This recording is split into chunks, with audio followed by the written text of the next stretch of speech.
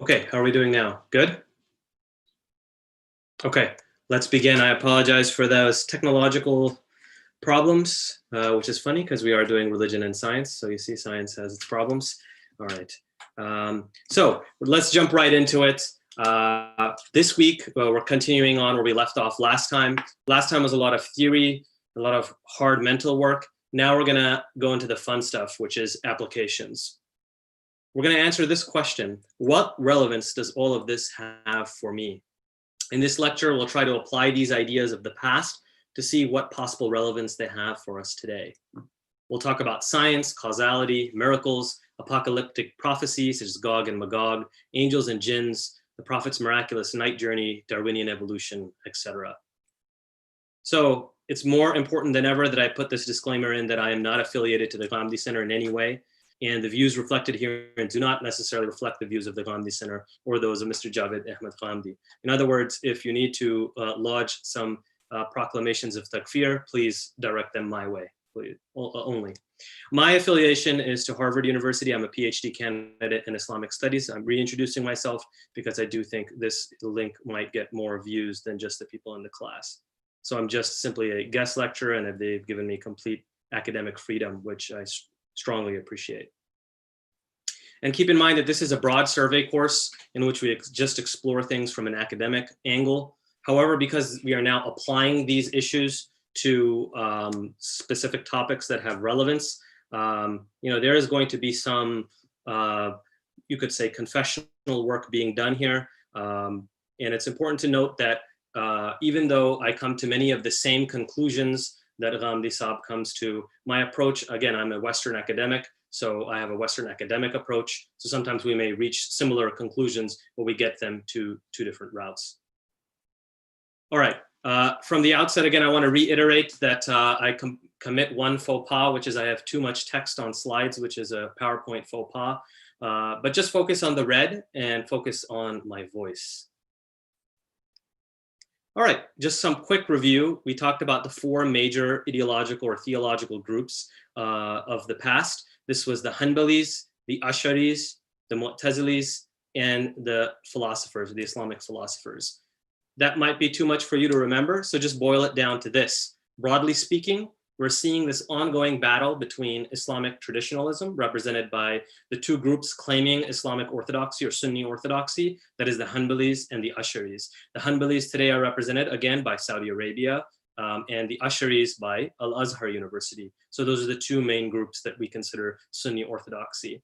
And then those are in competition with the Islamic rationalists, which are typically the Mu'tazilis, and then the Islamic philosophers. By the time period that we're talking about, we're again going to the turn of the millennium, I guess you would call it, the 1000 AD. We're seeing that Mu'tazilism is starting to wane and die off.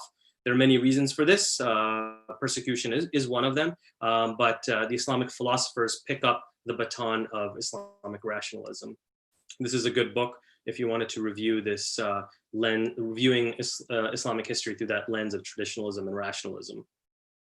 So these two broad groups have two different attitudes towards what we can call outside knowledge.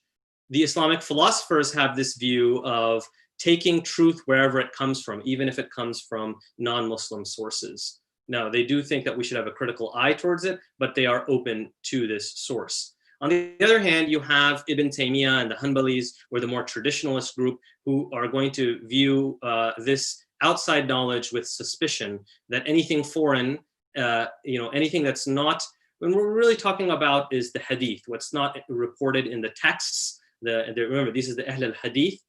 Whatever is outside of that, we're going to reject as un-Islamic. And many of us grew up on that kind of mentality. So we saw that the Islamic rationalists and philosophers kicked off what is the Islamic Golden Age. The Islamic world became the center of philosophy, science, and culture. There's a very great documentary by Al Jazeera on science in the Golden Age, or science in a Golden Age. It's a multi-part documentary, but it's a good idea to go watch that so that you can see what kind of the practical applications of this scientific philosophical output was. In today's world, coronavirus and COVID, we see this kind of going viral, which is Ibn Sina or Avicenna, what he had to say about coronavirus. So you see that there are these real world applications that have to do, but it's important to keep in mind that Ibn Sina is not just a scientist or a philosopher, but in our general sense of the word, he's a theologian and Islamic thinker, whether you agree with him or not on things. Now, these two different groups, or all these different groups, these four different groups, are going to have a difference in the way they approach the texts. So you have the Hanbalis who take a more kind of what we can call literalist approach to the text. So they interpret things in the Quran about God having a face, eyes, hands, shins, feet, etc., in a more literal sense. Then the Kalam scholars, which are the Asharis and the Mu'tazilis, they tend to take a more metaphorical approach. The Asharis will do basically minimalistically use metaphor, whereas the Mu'tazilis will use it more freely. And then finally, you have the Islamic philosophers who will approach religion in a more allegorical way. In fact, their view is that religion is by its very nature something that employs the language of symbolism, metaphor, and allegory. Now, we're going to see what extent they go to, and many of you may feel uncomfortable by how far they go, but it's important to see how they approach religion, and it'll just give you another tool in your toolkit that you can use if you hit upon something that may cause you to struggle. We'll talk about this as we go on, but I think it's important to at least academically be aware of it, even if you yourself feel uncomfortable with it. Now, we talked about how Imam Ghazali criticized the Islamic philosophers. Imam Ghazali was an Islamic Ash'ari theologian. He criticized the Islamic philosophers and called them kafirs or infidels for three of their beliefs. These were the three beliefs. We talked about this in last lecture, so we're not going to dwell on it here. But it's important to note that more broadly speaking, what's really at stake is a difference in worldview. For the Islamic philosophers, the world is governed by the divine natural law, that is, the laws of science. In this worldview, God is the cause of the universe, and creation is an ongoing perpetual act. God's effects are perpetuated in a downstream way through secondary causation, or secondary, scientific cause and effect. For the Ash'ari theologians who become what we now consider Sunni orthodoxy, God is a more personal being who directly and repeatedly acts in the universe. So this is the kind of dispute that we're going to see now. And where you can kind of see this dispute unfold is the 17th chapter of Ghazali's Incoherence of the Philosophers. It's entitled On Causality and Miracles. Here, Ghazali attacks the scientific worldview of the Islamic philosophers, which, as we've said, centers around the idea of necessary causation, that is, scientific cause and effect. Why does Ghazali push back on this? He does this for at least two reasons. One, to affirm God's untrammeled omnipotence, and two, to leave room for a belief in miracles. Let's go back to the philosopher worldview. We're just reviewing again. God is the necessary being from which the universe necessarily emanates. Creation is thus an ongoing perpetual act. And as we said, God is more of a principle or a non-personal being in this worldview than the personal deity that we often think of. God, the one, through his will, influences the celestial intellects, which they interpret to be the angels, and the heavenly bodies, which then move in such a way as to influence the sublunar world, that is our temporal universe. This is quite complicated. If it doesn't make sense to you, don't worry about it. We talked about this 2 lectures ago, and I remember I got some feedback that, what are you even talking about? The point is, though, that the events in the sublunar world, that is our universe that we are in, occur in a deterministic and causal way following the laws of nature. This is a very scientific way of viewing the universe, that is cause and effect. According to the Islamic philosophers, then, God is the ultimate cause of everything that occurs in the universe, but he imbues things with innate natures. So, for example, when fire touches cotton, it burns. Fire is the cause, and cotton burning is the result, with God, of course, being the ultimate cause. Now, this conflicts with what the Ash'aris, or Islamic orthodoxy, believes. They believe in something that we now call occasionalism. It's quite complicated, and I promise you that after a few slides, we'll go into applications, and this will become less abstract for you. But basically, they disagree with the idea of secondary or necessary causation, and argue that God acts directly in the universe. there is, in their view, only the illusion of cause and effect in the universe. Yes, we see cotton burning when it touches fire, but fire is not the cause, God is the cause. On their view, God creates and recreates the universe at every moment, like a flip book. Think of a flip book that you made when you were a kid. That's how they view the world. And a little bit strange, but it's related to the Ash'ari view of atomism, which is a scientific worldview that was taken over from the Greeks as well. So you see influence from the Greeks, both amongst the Islamic philosophers, as well as amongst the Kalam scholars or the theologians. Now, this is super weird. I know it's confusing, but it's central to the Ash'ari affirmation of God's omnipotence. Nothing in the universe occurs without his direct will and command. No other entity in the universe has any real agency to act. For this reason, Ash'aris effectively deny free will. We talked about free will in a previous lecture. But the idea is that humans do not actually have the freedom to act. God is the only actor in the universe. So when I punch someone in the face, it may seem that I'm the one doing that, but really God is the one who is both doing the acting and the acted upon. Now, Ghazali is basically taking aim at the idea of necessary causality. It's quite complicated, but basically he's saying that all you see when you see cause and effect is that A happens and then B happens, but nothing tells you what the cause was, that the cause is just in your mind. This seems really strange and you might think it's unscientific, but in actuality, it's considered quite sophisticated. And the Enlightenment thinker David Hume is very famous for talking about this, that we have no way to know that A is actually the cause for B. Rather, all we see is that A always occurs with B. Now, we imply or we impute upon all of this causality or causation, but we're not really sure that it's actually the real cause of anything. The example that you can kind of think of is this chicken and farmer example. I believe it was David Hume himself who gave it. But think about if you were a chicken, and every day you would see the farmer come to give you food. Every time the farmer came, you were fed. Day 1, farmer comes, you get fed. Day 2, farmer comes, you get fed. Day 3, farmer comes, you get fed. Well, if you were a good empiricist as a chicken, you'd say, every time the farmer comes, I get fed. The farmer is the cause and the effect is food.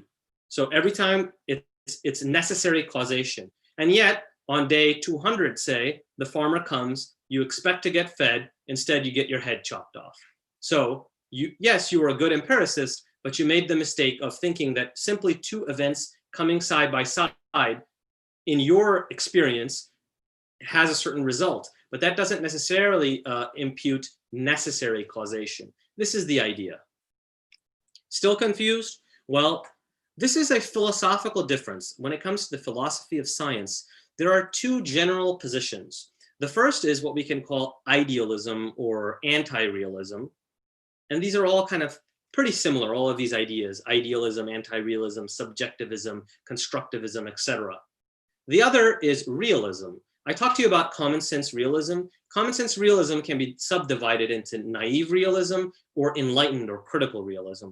This is probably beyond the scope of this course, but basically I told you before that I am a realist and I am a critical realist. This is opposed to, and so I think is Ibn Rushd, as we'll see, the philosopher, but Ghazali falls under the former, which is an idealist or an anti-realist. That is to say that the world around us is mediated through our senses, so we don't really have any access to the real world around us. Now, a critic agree with that, but say that there still is this real world universe that exists, even though our experience of it is mediated through our senses.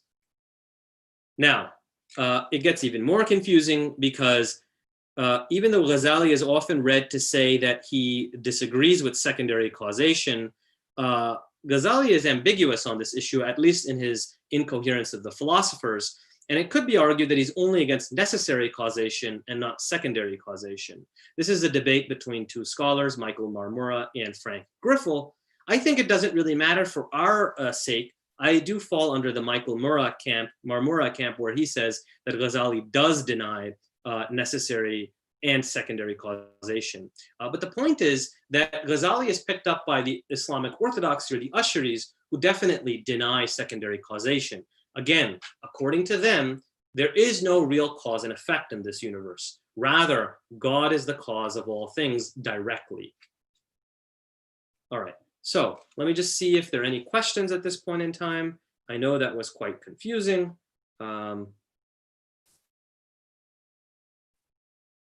Okay, so we have a question from Junaid Saab. How did Islamic philosophers reconcile the belief that the universe was eternal with the Quran? This is actually something that we talked about in the last lecture, so I hope I did answer it there. I can clarify later on if need be. All right, so, and let me just see if I can get my chat box back here. All right, perfect. All right, so now I can see the chat box. So if you have to ask something. So let's keep going. Now, for Ibn Rushd, this denial of secondary or necessary causation was basically sophistry. You know, he's saying that, look, Ghazali really does believe in causality. He wouldn't walk, you know, to use a modern example, Ibn Rushd would say, look, Ghazali would not walk in front of a bus because he knows that he's going to get hit by the bus. That's a cause, and the effect is that you die when you get hit by a bus. So that's what Ibn Rushd is going to reply. Furthermore, Ibn Rushd thinks that such sophistry threatens the scientific endeavor. If we deny cause and effect, we effectively deny scientific knowledge. Furthermore, Ibn Rushd argues that Ghazali's argument is self-defeating. I put a lot in the notes. This is so that you can review it later, so that it's a resource. We can't cover everything in the notes. So we're going through it quickly, and I apologize. But let's just talk about what's at stake for Ghazali, the theologian, and what's at stake for Ibn Rushd, the philosopher. For Ghazali, what's at stake is God's omnipotence. He wants to show God as the only causal agent in the universe. God acts directly in this universe as a personal and willing deity. Furthermore, he wants to leave room for miracles. If fire necessarily burns, then how was it that Abraham was not harmed when he was thrown into the fire? Miracles are important for Ghazali as an Islamic Ash'ari theologian because they are God's stamp of approval on the authenticity of a prophet being sent by God. So we talked about miracles in past lectures, but we're seeing how miracles are extremely important for Islamic orthodoxy because it's what establishes prophethood. Now, what's at stake for Ibn Rushd?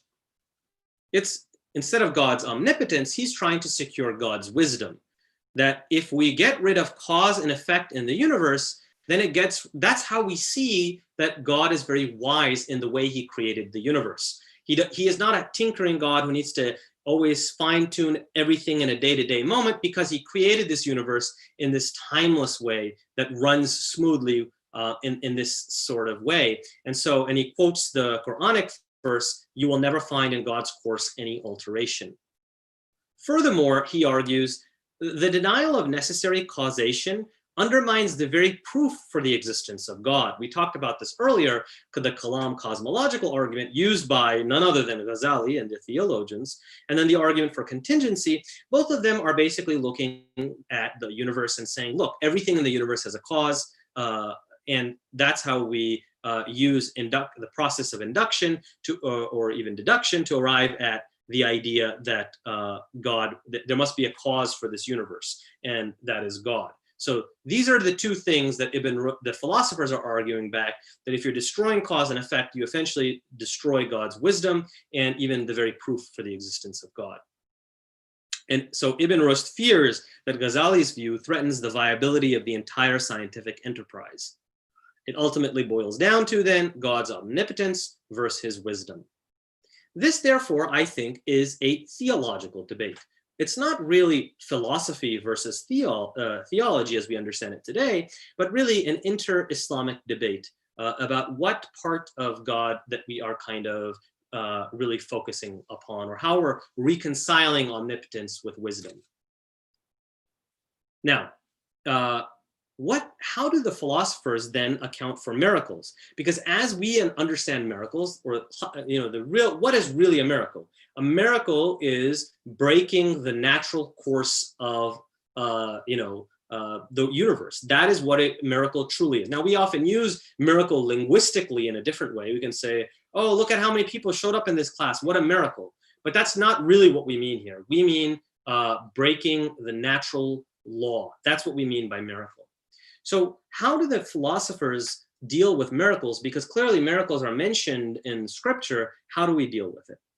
Ghazali actually does a good job of representing the philosophers' doctrine on miracles. And here it is. So they deny, for example, he writes, as for the changing of the staff into a serpent, talking about Moses, revival of the dead and the splitting of the moon, right? These are all done by prophets. Whoever renders the habitual courses of nature a necessary constant must make all of these miracles impossible. The Islamic philosophers have thus interpreted what is said about miracles in the Quran metaphorically, or really, as we'll see, allegorically. And then in regards to the splitting of the moon, which is attributed to the Prophet Muhammad, they often deny the existence of this occurrence and claim that there has been no soundly transmitted, indubitable reporting of it. Now, Ibn Taymiyyah will also, remember, Ibn Taymiyyah was a Hanbali, he was even stricter, he's a textualist. He is going to attack the philosophers even more, and he's going to again quote their side, and he says, the leaders of Islamic philosophy denied these miracles and regarded them as allegory. So they said, for example, that Moses, threw the stick of knowledge and it swallowed the ropes and sticks of ignorance and so on, as one may defeat another in argument. That is, they took a metaphorical or allegorical interpretation. On the other hand, whereas the Islamic philosophers allegorized some miracles, they naturalized others. For example, they argued that prophets have very well-developed imaginative faculties, theoretical rational faculties, and practical faculties. This is a bit confusing, but what they're saying is that, for example, if you go to a guru, a spiritual guru, they may have very advanced psychic abilities where, even scientifically, we know that they can control, for example, their heart rate. They can slow down their heart rate. So this is what Islamic philosophers are saying that prophets can do.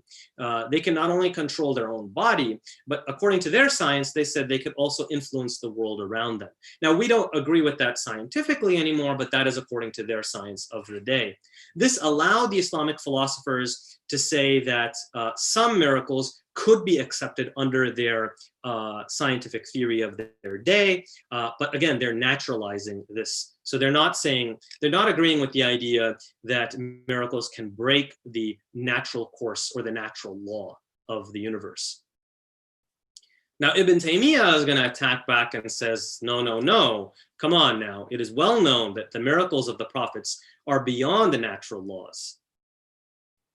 For example, the Islamic philosophers didn't agree that a stick could turn into a snake. That went against their scientific worldview.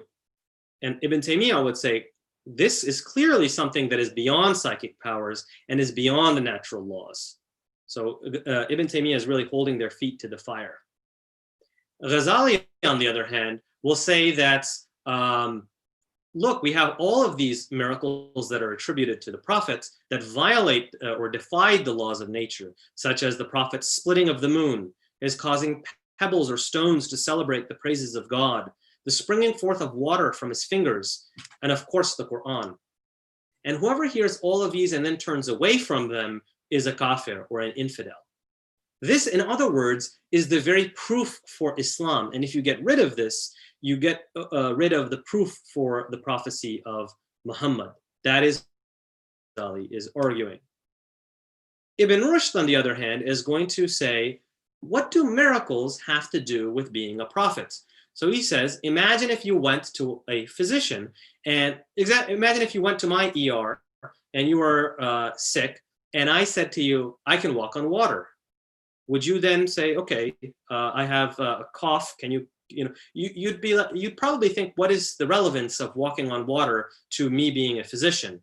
So that's what Ibn Rushd is arguing, that your being a physician has nothing to do with you being able to walk on water. Similarly, your being a prophet, which means that you're sent to guide people religiously and spiritually, has nothing to do with walking on water. Now, you may not agree with this, but I'm just showing you what Ibn Rushd is saying. So it's not through the Prophet's alleged miracles that we follow him, argues Ibn Rushd, but through our appreciation of what he brought, that is the Quran. And he's talking about what's written, like the meanings and the style of the Quran that he's talking about. That's, we read it and we get inspired by it, and we know that this is divinely inspired, and that's why we follow it. This, by the way, foreshadows, we saw how Ghazali foreshadows an Enlightenment thinker. So does Ibn Rushd here. He foreshadows what Lessing will say, who will argue, and he was a Christian theologian, he argued in the 18th century that, look, miracles that I see with my own eyes, that's one thing, at least I can verify them. But miracles which I know that are just reported through history, that's quite another. I don't necessarily am compelled to believe in them. For example, the miracles that are attributed to a Hindu prophet would not, or another non-Christian prophet, I wouldn't believe those. So why should we believe Jesus just because of miracles that are reported, even if they're mass transmitted from Christians? I think we can be a little bit suspicious of those, or at least cautious of them. We may accept them, but I don't think that that is proof. That's what Lessing is arguing, and Ibn Rushd is arguing something very similar. So Mr. Hassan Usmani has a great question, and we're going to answer that question later on about philosophers and the concept of exceptionalism and issues of natural law. So thank you for that question. Now let's look at the Quran. What does the Quran say about miracles? Well, at least attributed to the Prophet Muhammad. Let's start there. So the only real miracle that could possibly be mentioned about Prophet Muhammad in the Quran is the idea that he split the moon. But this is actually a very vague Quranic verse.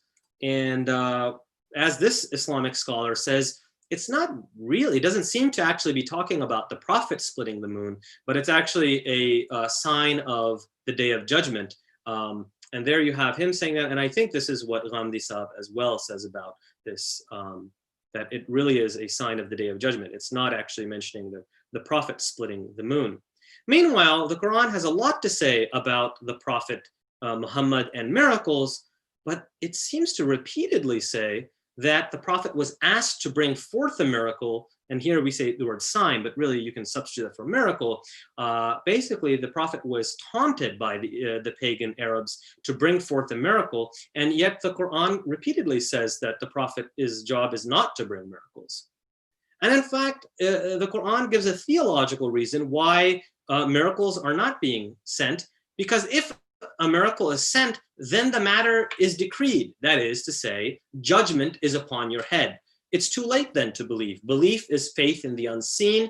If God just reveals himself or an angel reveals himself, then there's no longer any point of, it's too late by that time. We're all going to see God, or in some sort, in the unseen at least, when we die. At that point in time, it's too late.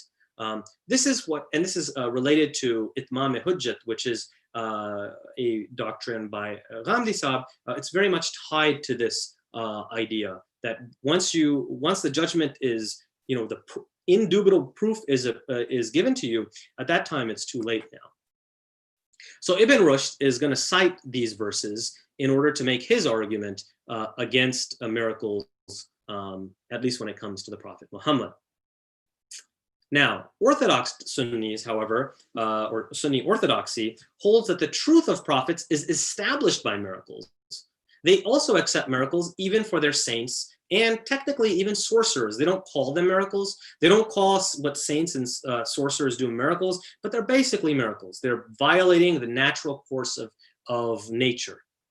So the question is, if saints and even sorcerers can do that, how could it be that the Prophet Muhammad was not granted these miracles? Why is that the case? If even saints can do miracles, why couldn't the prophets? The Quran seems to indicate that he couldn't do them or didn't do them. So what's the solution? Well, dun dun dun. Solution can always be found in the hadiths. The hadiths narrate the splitting of the moon. They give many prophecies. They say that the prophet cast no shadow. The stones and trees used to greet him. Food would praise him. He could understand the language of animals. He comforted a palm tree that was crying. He spoke to mountains and made them stop trembling underneath his feet. He used to heal the sick and cure the blind by only his touch. So you see here, these traditionalists are intent on making sure that the prophet is no less than the other prophets that are mentioned in the Quran. He spit in Ali's eyes and thereby cured his blindness, etc., etc. And so all of these are then proof of Prophet Muhammad's prophecy, and it secures the orthodox doctrine that miracles are what establish prophethood. Now, Ibn Rushd will also point out that, look, you guys say that even sorcerers and saints can do miracles. So how does that prove that one is a prophet? That kind of muddles the waters. Now, keep in mind that Mu'tazilis, as we talked about previously, they were a group of Islamic rationalists.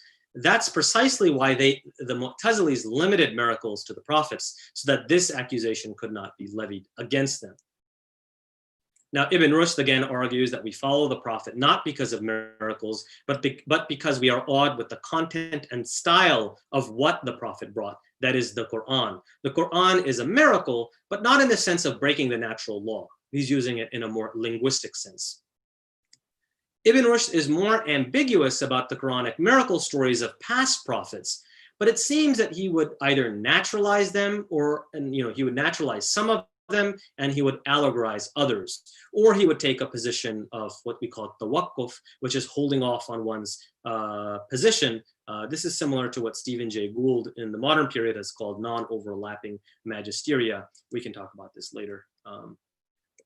Now, coming to the Islamic philosophers, they're allegorizing miracles. But why is the Quran mentioning miracles if they're meant to be taken allegorically? The Islamic philosophers have an answer to this. They say that the Quran was sent to all of humanity, and that humanity is made up of different classes of people, intellectually speaking.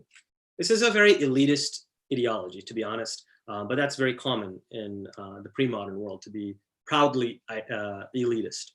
So Ibn Rushd argued that the average person, the avam, the masses, the hoi polloi, they need to take the literal or apparent meaning of a text. In fact, allegorical interpretation for them is unbelief because it leads to their unbelief. That is to say, they need to take a very literal interpretation of the miracles, a literal interpretation of the hereafter. Again, remember we talked about gardens under which rivers flow, women and wine, and all of these kind of descriptions of paradise. The average person needs to understand these literally because that's what makes him or her believe in God and do right deeds. And in his view, but that's for the common masses. As far as the intellectual elite, they need, because they're at a higher intellectual plane, they need to understand these as allegory. In Ibn Rushd's view, Ghazali is actually destroying both religion and philosophy, that is science, by mixing the two together. As a result, he says, one group came to slander philosophy or science, and another group came to slander religion. Ibn Sina, Avicenna, similarly wrote, because not every man is ready to understand metaphysics, religion uses the means of symbols and parables to express deeper truths and to compel people to proper conduct. Again, according to the Islamic philosophers, I'm just hammering home this point, by the way, religion uses rhetorical language and the use of symbols, metaphors, and allegories to lead people to proper action. They take an almost Durkheimian perspective, that is a socio-functionalist view of religion. That is, religion conveys certain symbols and metaphors in order to impel people to a proper social orientation. Meanwhile, philosophy, in their view, conveys truths in a scientific, demonstrative way. This, of course, led to the charge against the Islamic philosophers that they were demeaning religion as unnecessary or only for stupid people, to which Ibn Rushd and Ibn Tufayl feel obligated to respond. In fact, we talked about Al-Farabi. Al-Farabi said outright that is an imitation of philosophy, clearly then religion is inferior to philosophy on such a viewpoint. Ibn Rushd and Ibn Tufayl, who are Islamic philosophers that come after them, want to walk this back. They don't want to say that. That's insulting to religion. They want to reconcile religion and philosophy or science. So they're going to walk it back. And the way they walk it back, well, we can see how they do that in this book, or in this story, which is Ibn Tufail's Hay ibn Yaqzan, which is a philosophical tale that we're going to get into. But before I get into that, I wanted to see if we have any other questions. Okay, if not, let's see here. All right, so I do have a question from Maratib Saab. In modern Islamic thought, modern Muslim scholars who agreed with the Islamic philosophers other than Sir Sayyid, I would say that their ideas have been picked up more or less by Islamic modernists in general. So I don't think it's just limited to Sir Sayyid. But again, Islamic modernists are drawing upon not only the Islamic philosophers, but also the Islamic rationalists, that is the Mu'tazilis. So can we see, okay. And then Junaid Saab also asks, can we say that the Islamic philosophers were awed by the Greek philosophers, mostly on a back foot and happy to reconcile Quranic verses? Is that an accurate understanding? Well, I would say that's an accurate portrayal that Islamic orthodoxy or the Asharis and the Hanbalis would want to make. First of all, the Hanbalis would say that of all the groups other than them, including the Asharis.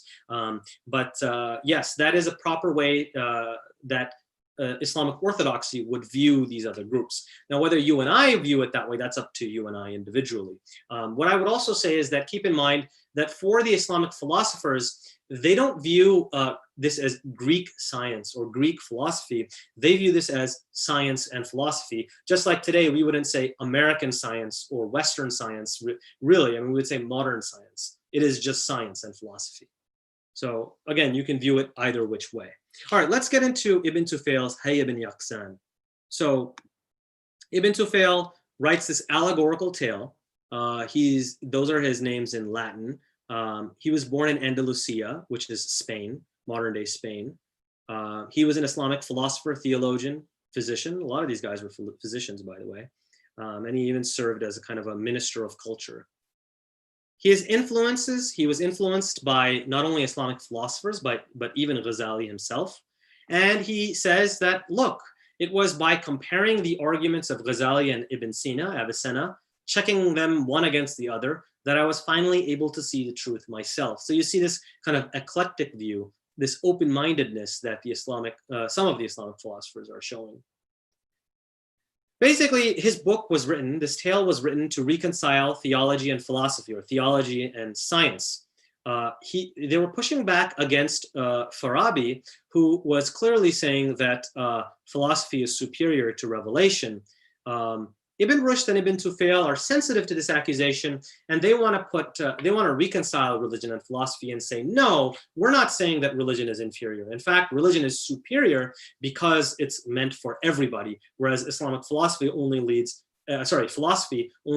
a minority of people to higher truths. Now, Hay ibn Yaqzan, surprisingly enough, I was very, very surprised when I found this out, is actually been made into into cartoons in Turkey, and it's a tale that's read in Pakistan. I remember after I read Hay ibn Yaqzan, I went to my wife and I said, I read this mind-blowing novel story, and she said, yeah, everybody reads this in Pakistan. I was like, what? That surprised me. But what it made me realize is that many of these, basically these Islamic philosophers are using allegory to convey very subversive ideas in them, and then they can often be sent to the mass market, and people will make storybooks out of them without realizing subversive what the actual story is. So this story is about a character named Hay ibn Yaqzan, which means alive, son of awake. That's very interesting. That's what it translates to.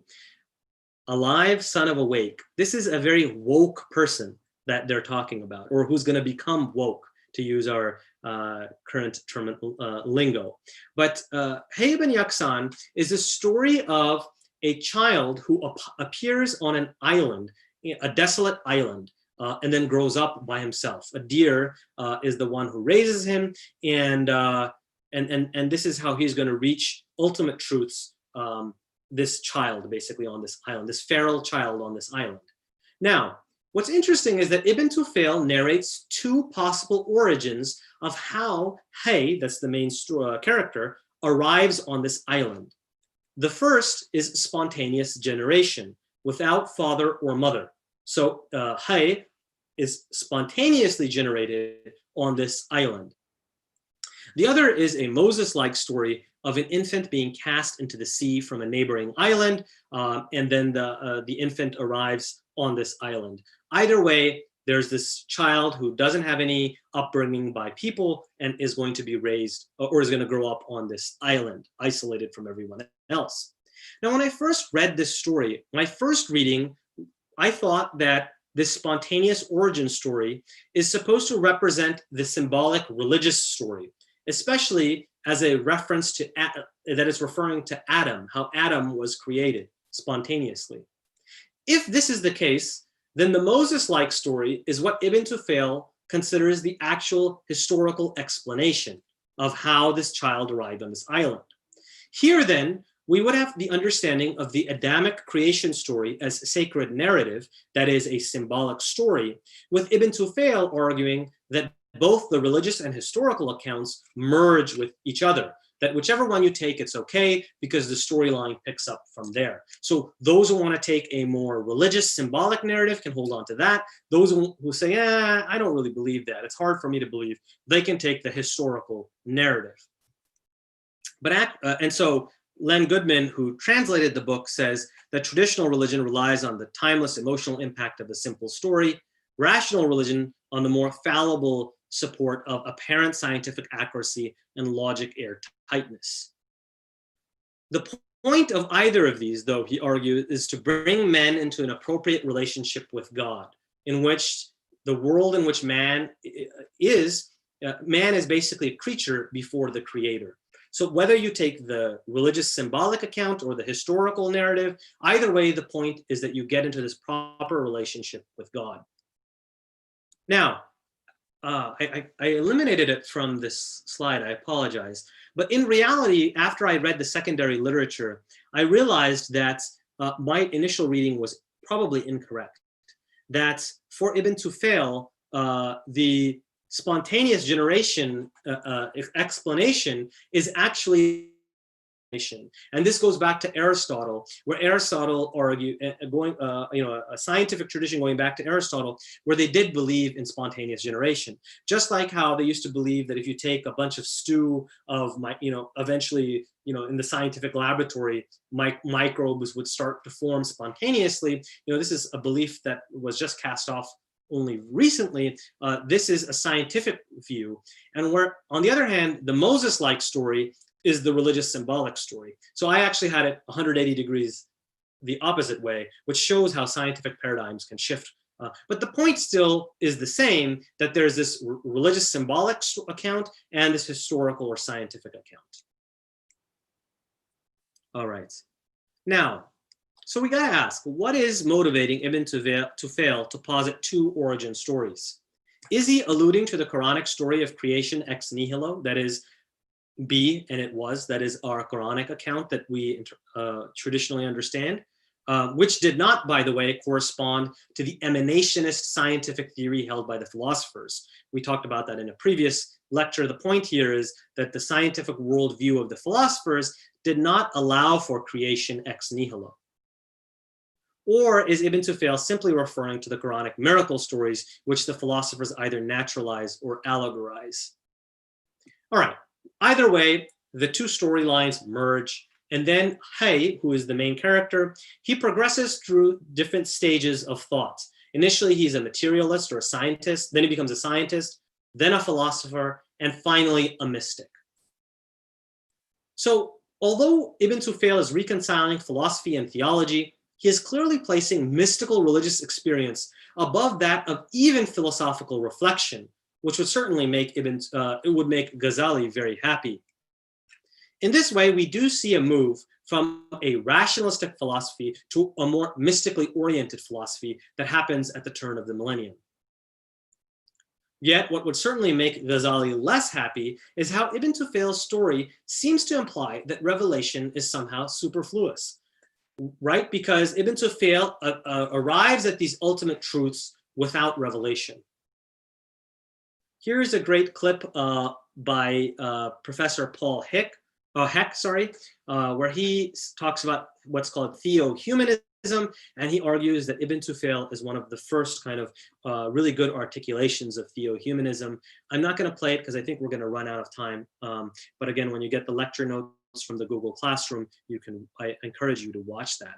Now, what's interesting is that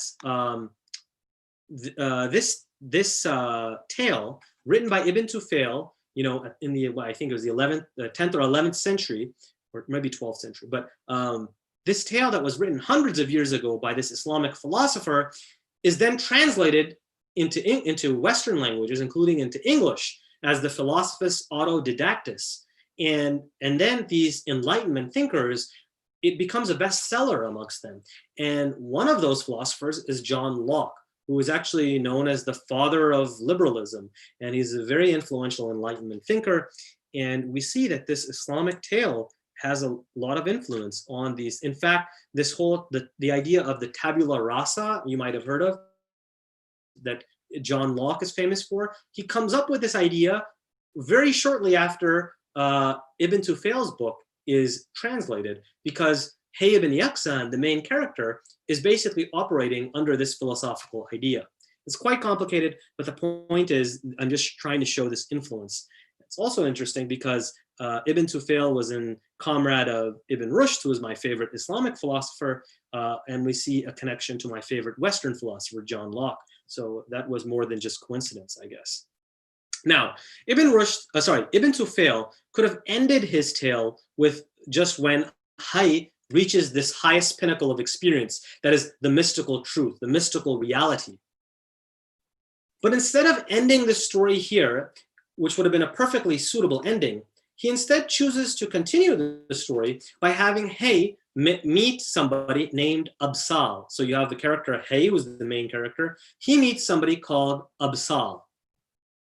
Absal is a person who lives on another land, in a wicked land, and he wants to become religious and spiritual. So Absal then heads off to go find some isolation in the wilderness to philosophize, to reach ultimate truths.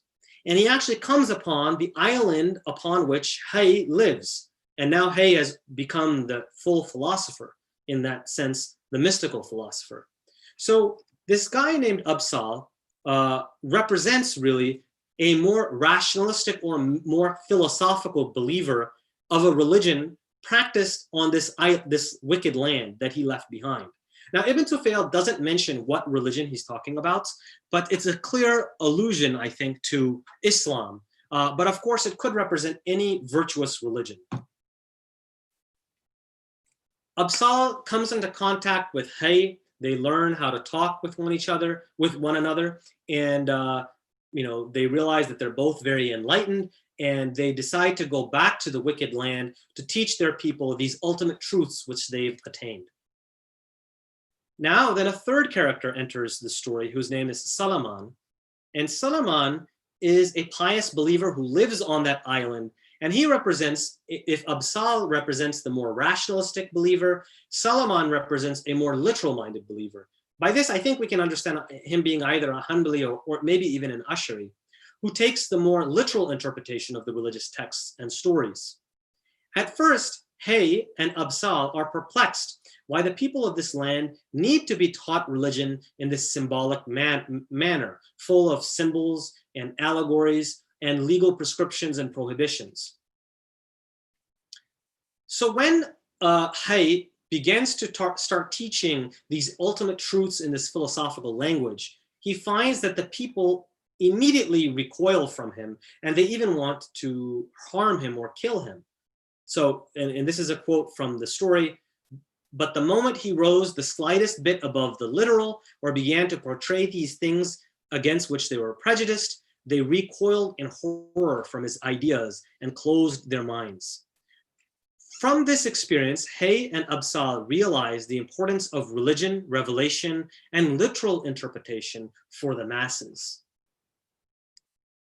So Hay, the end of the story is Hay and Absal sail off into the sunset to go back to their island and life of seclusion to practice their higher form of religiosity and spirituality.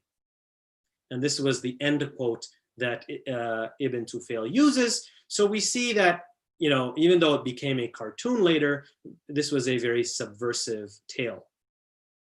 Now, I think it's worthwhile to pose the question that Ibn Tufayl criticizes Farabi for holding philosophy above revelation. Again, remember that Farabi considered revelation to be, or religion to be, an imitation of philosophy.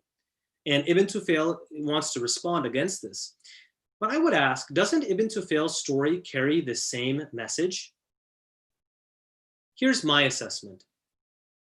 Ibn Tufayl and his successor Ibn Rushd, they definitely seem sensitive to the accusation against the Islamic philosophers that they take philosophy above religion and that they demean religion by considering it a dumbed down version of philosophy, even superfluous. They both try to save themselves from this accusation by affirming religion and revelation as necessary for the great masses. Even so, I cannot help but think that they do not completely escape this accusation. Hay ibn Yaqzan is clearly above any need for religion and revelation. And I left the whole text there so you can review in my notes. These are just my own views and assessment. But looking at the red text there, I would argue that metaphorical truths conveyed in religious stories, whether we take them literally or not, are, in my mind, often more valuable than literal scientific or historical truths. This is my viewpoint, and this is why I think the philosophers, one area where I'm critical of them is that they don't realize that the ideas contained within religion are important not only for the masses, but for intellectuals themselves. And we can see even today where people who get highly intellectualized can get so far away from spirituality and they can lose meaning in their life and go down a dark path. And we can see this if you look at Western people who go into philosophy. They all, you know, look at Nietzsche. I mean, look at all of these wise philosophers whose lives go down the drain. Now, we've got a few more slides to go before we'll go to a break. But we're seeing that the Islamic philosophers, however, to be fair to them, they're not demeaning religion in their viewpoint by saying that it's allegory, because for them, allegory is very important. Just as Ibn Tufayl wrote an allegorical tale, right? They were doing philosophy when they were writing these allegorical tales. So allegory becomes a powerful means of expressing deeper philosophical and moralistic truths for the philosophers. And yes, allegories are often subversive in nature and are laden with double meanings. Islamic philosophers and literary humanists, that is, people who are engaging in adab, we're going to talk about that in probably the next lecture, they could express more controversial ideas without as much fear of public rebuke, that is, of having their heads chopped off. Now, I'm going to challenge your viewpoints now with seeing. You might recoil, like just as in Ibn Tufayl's story, at the idea that the Quran, these stories are parables. But let me just challenge you a little bit. Let's talk about the story of Moses and Khidr in the Quran. This is a story that I'm sure many of you have heard of, where Moses, it's an account of Moses, the prophet Moses, in which he meets a figure. The figure is not named in the Quran, but it's a mysterious spiritual figure who the secondary literature names as Khidr. And Moses meets this spiritual guide, and he says to the spiritual guide, "Shall I follow you that you might teach me some of your wisdom?" And then this figure says, "You won't be able to handle my spiritual truths. You won't be able to bear patiently with me." But Moses promises to be patient, and then Khidr agrees and allows Moses to follow him. And during this journey where Moses is following Khidr, Khidr does these three different things. So there are three different episodes in this story. In the first, Khizr boards a ship that's full of people, and then he just starts drilling a hole into the ship, which could sink the people in the ship. Then he slays a young boy. And then thirdly, the third one might be strange to you, but he rebuilds a wall that was falling down, and he does so without asking for any financial compensation. So Khizr does these three things, which are very strange to Moses. Now, eventually, Khizr is going to explain why he did these three things. He drills the hole into the ship because there was some tyrant who was impounding people's ships, and so by drilling a hole in this ship, the people wouldn't be able to board. So I messed up the story. I apologize. They weren't able to board the ship because he sunk the ship, and that saved those people from that tyrant. Then, as far as the boy who he kills, this young boy would grow up to be an oppressor, an infidel oppressor, and oppress his parents. And so it's better to just kill him when he was young, and that would stop more evil later on in life. And then finally, as far as the wall being rebuilt, that was because there was a treasure underneath the wall, and there were two youths who would grow up and then would inherit that treasure. And so by building that wall, Khizr was preventing anyone from getting access to that treasure. The point is that Khizr is showing deeper truths that violate actually the kind of more of a literal approach to religion or higher truths. For example, drilling a hole in a ship seems unjust or illegal according to law, both religious law and just regular law. Same with killing a young boy. You can't do that in the Sharia, but here Khizr is doing that for some greater spiritual truth. Now the question is, do we take this as history or do we take this as allegory? Taking this story as strictly historical would pose some serious theological challenges. They might not be insurmountable to you, but they certainly are certain challenges. Does Khizr, for example, know more than Moses, who is an arch prophet of God? Some people do not consider Khizr. Some people consider him to be a prophet, others don't. But clearly Moses is one of the arch prophets of God. So why does Khizr know more than Moses? And then more importantly, can you damage other people's property and kill young children? Furthermore, I would argue the formulaic nature of the story seems to indicate, to me at least, that this is an allegory. Now, this is not just some radical view that I'm putting forth to you. If you go to the Study Quran, which is a very mainstream book that we use to understand the Quran, you see in the footnotes that the authors of the Study Quran say this story is also understood to be a symbolic account. And certain Sufi tafsirs do have allegorized this account in our Islamic past. Now, this story itself is understood to be a story representing the conflict between exoteric, that is literal truths, and esoteric or deeper truths. So that's the meaning of the entire story. It would make sense that the story itself is an allegory, right? Because it's a deeper truth. Now, of course, well, let's look at, here's from a Shia text where about this passage, Jafar as-Siddiq is said to have said that there is this literal text that is for the masses, for the common people, and then there's something that's deeper for the elite. Now, to push back against this, Ibn Taymiyyah takes a very literal interpretation of this text, and he simply engages with it as if it's literal history, and he says, look, the Muslims are unanimously agreed that Moses is superior to Al-Khidr, or in Arabic, they have different pronunciations of it. In fact, and then he goes into a theological discussion, so he's clearly taking this as a literal account. Now, you could take it, and I think many Muslims do take it, as both historical and literal, as well as having a deeper spiritual or allegorical meaning to it. So you can have kind of three ways to approach this. One is as pure history, second is as pure allegory, and third is as both history and allegory. Now, this story itself is grouped with other stories in the Quran. If you're going to allow me the view that it's not totally crazy to think of Moses and Khidr story as being allegory, that maybe even if you don't agree with it, you can at least see how someone else might think of it as allegory. Well, this story of Moses and Khidr is actually grouped with other stories of the Quran in Surah Al-Kahf, in the story of the cave. It's narrated with these other stories that you can tell me if you think these are allegorical or not. Now look at the story of the people of the cave. Let's look at this.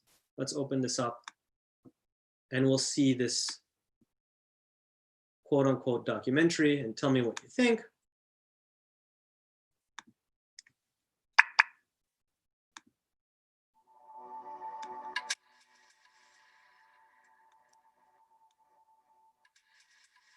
The Companions of the Cave is a story which can be found in the Holy Quran. Allah tells us about the young pious men who secluded themselves to a cave. The cave in which they stayed in is located in Jordan. Surah Al-Kahf is the chapter in the Holy Quran in which Allah tells us about this amazing story. These young pious men who believed in Allah escaped and hid in this cave to save themselves from their king. The king at that time was known to kill anyone who believed in Allah. The young men and a dog found the cave to be a safe option. They were tired and fell asleep in this cave. I should mention that my dog is named after the dog in this story. When they woke up, they felt hungry, so one of them went back to the city to buy some food. The others told him to be careful, as the king would still be searching for them. Upon reaching the city, he felt that everything looked different. When he bought some food and gave some... Okay, so we're going to end that there. But you see that they're taking this quite literally and historically, quote unquote. They're even locating the cave. They're showing certain artifacts. It reminds me of something that a professor was narrating a story to me, that somebody was saying, there was once, he was narrating a joke, that there were two brothers, and then he was about to get into the joke, and then someone asked, what were their names? Where did they come from, right? So I think you could take it as history, but I would say that maybe some of us at least would feel kind of uncomfortable with taking it so literally that they even have artifacts supposedly. I mean, it strains a little bit of our credibility, these kind of documentaries. It may not for you, but it certainly does for me at least. Now, this story of the people of the cave is actually right next to the story or the parable of the man with two gardens. Are we going to take the story of the man with the two gardens as literal history? And you can see that there have been Muslims who do that and even try to name who these two people were. But it seems like another very possible way is to understand this as parable. And the Quran even uses the word parable. Now, of course, there's a story of Iblis or Satan refusing to bow down to Adam, which is also right next to these stories. This is quite controversial, but you see here that even this is called a parable. Then we have the story of Moses and Khizr.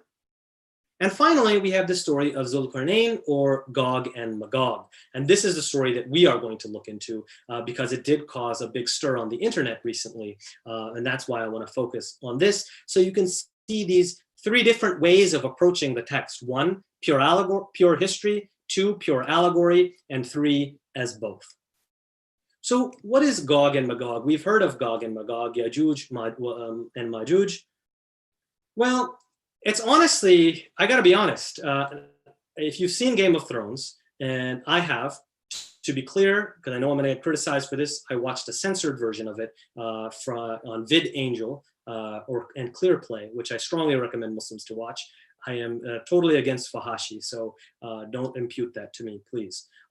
But in any case, it surprises me that Game of Thrones is not inspired by this idea of Gog and Magog, but the idea of the wildlings in the north. There's this idea that there's this wild tribe that's either human, not even really human, it's kind of human, semi-human barbarians who are stuck in the north and or in the Netherlands, and there's a wall that's preventing these people from breaching, they're being prevented from breaching this wall, and if they breach the wall, then all of humanity is going to succumb to them. this is the idea of Gog and Magog. And if you've followed Game of Thrones, it's the exact same idea. So there's this idea that there was either Alexander the Great, or actually this is just disputed in the Islamic tradition of who did this, but somebody in the past created this wall and secured this wall so that these hordes from the Netherlands would not attack the rest of humanity. Now, I'm going to go through three different viewpoints. First is the kind of as pure history and literal. The second is more of an allegorical interpretation and more skeptical approach. That is honestly the way I take it. But I'm going to also show a third middle way position, which is the way I think Ghamidi Saab and some other people take it, so that you have these three different ways of viewing it. I don't want you to just take my view, but I want to show you these three different views, and then you can take whichever one you feel comfortable with. So, and I'm going to pick on Sheikh Yasir Qadhi a little bit. I do want to say that because I'm talking about Sheikh Yasir does not mean that I'm trying to bash him or that I'm trying to criticize him or hit him over the head. In fact, I respect Sheikh Yasir deeply. And the reason why I'm selecting him is because I think he represents he's the best representation of a certain ideological trend. And that therefore it's actually an honor that I'm selecting him to engage with. It's an intellectual engagement. So when I actually was presenting my dissertation, I was able to present it, it's on jihad. I presented it to Professor Reuven Firestone, who my dissertation is actually criticized, like I'm writing what I think is a corrective to his idea. It was an honor that he sat in my class, in my presentation, and then he actually raised his hand and said, very comically, he said, why are you picking on this poor Firestone guy? That's what Professor Firestone said. That's how we in the West, in the academy, engage in these discourses. And I think we really in the Islamic world should learn from that. That just because we're engaging with ideas doesn't mean, and one last point to show you how much I mean that we should respect Sheikh Yasir. My lectures, my mom has to watch because of obligations since it's her son. But she keeps telling me how she keeps watching Sheikh Yasir's tafsir lecture series and how amazing they are. And I'm like, okay, I get it. All right, yeah. So there is a great benefit in what I'm saying that Sheikh Yasir brings, and I'm not trying to negate that at all. Okay, so with all of those provisos, let's look at just. There's two mountain slopes coming here. Okay, so let's see. 150.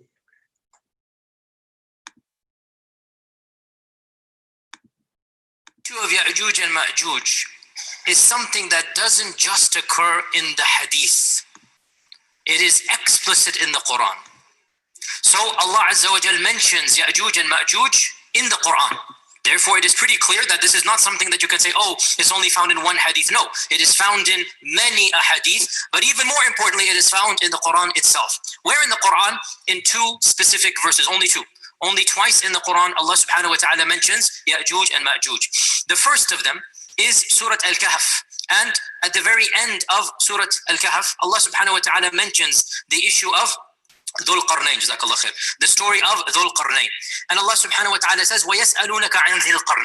Actually, I apologize. I wanted to show this other part. I wanted to show, hold on, let me move this here. There's two mountains. So we had finished the issue of Dajjal. And now we move on to the next of the major signs, and that is the issue of Ya'juj and Ma'juj. And the issue of Ya'juj and Ma'juj is actually, for our modern times, I would say, one of the most, if not the most problematic of the signs of Judgment Day. And it has caused many of our youth to question, to doubt. I myself have met people that have actually left Islam because of these types of tales. And we have to be honest and frank and not pretend as if this doesn't exist. Perhaps some of you are not accustomed to hearing people speak like this, but my philosophy is different. We are dealing with a crisis of people leaving our faith, our own young men and women. And of the reasons why is that we are not answering some of these issues that they bring, and we dismiss them. And I myself have discussed many of these issues with these types of people. And one of them, not the only one, but one of them is Ya'juj and Ma'juj. So we have to be very clear and frank and think critically, even as we look at our tradition. So let us begin from the beginning. Who are Ya'juj and Ma'juj? And 30 BC, so we're talking about 2,600 years ago, the Persian king Cyrus. And Cyrus, I personally am very sympathetic. Okay, 1 second. I think it's here. Oh. I just wanted to show one more part of this. Yasir Qadi gave a lecture on And middle. Just 1 second.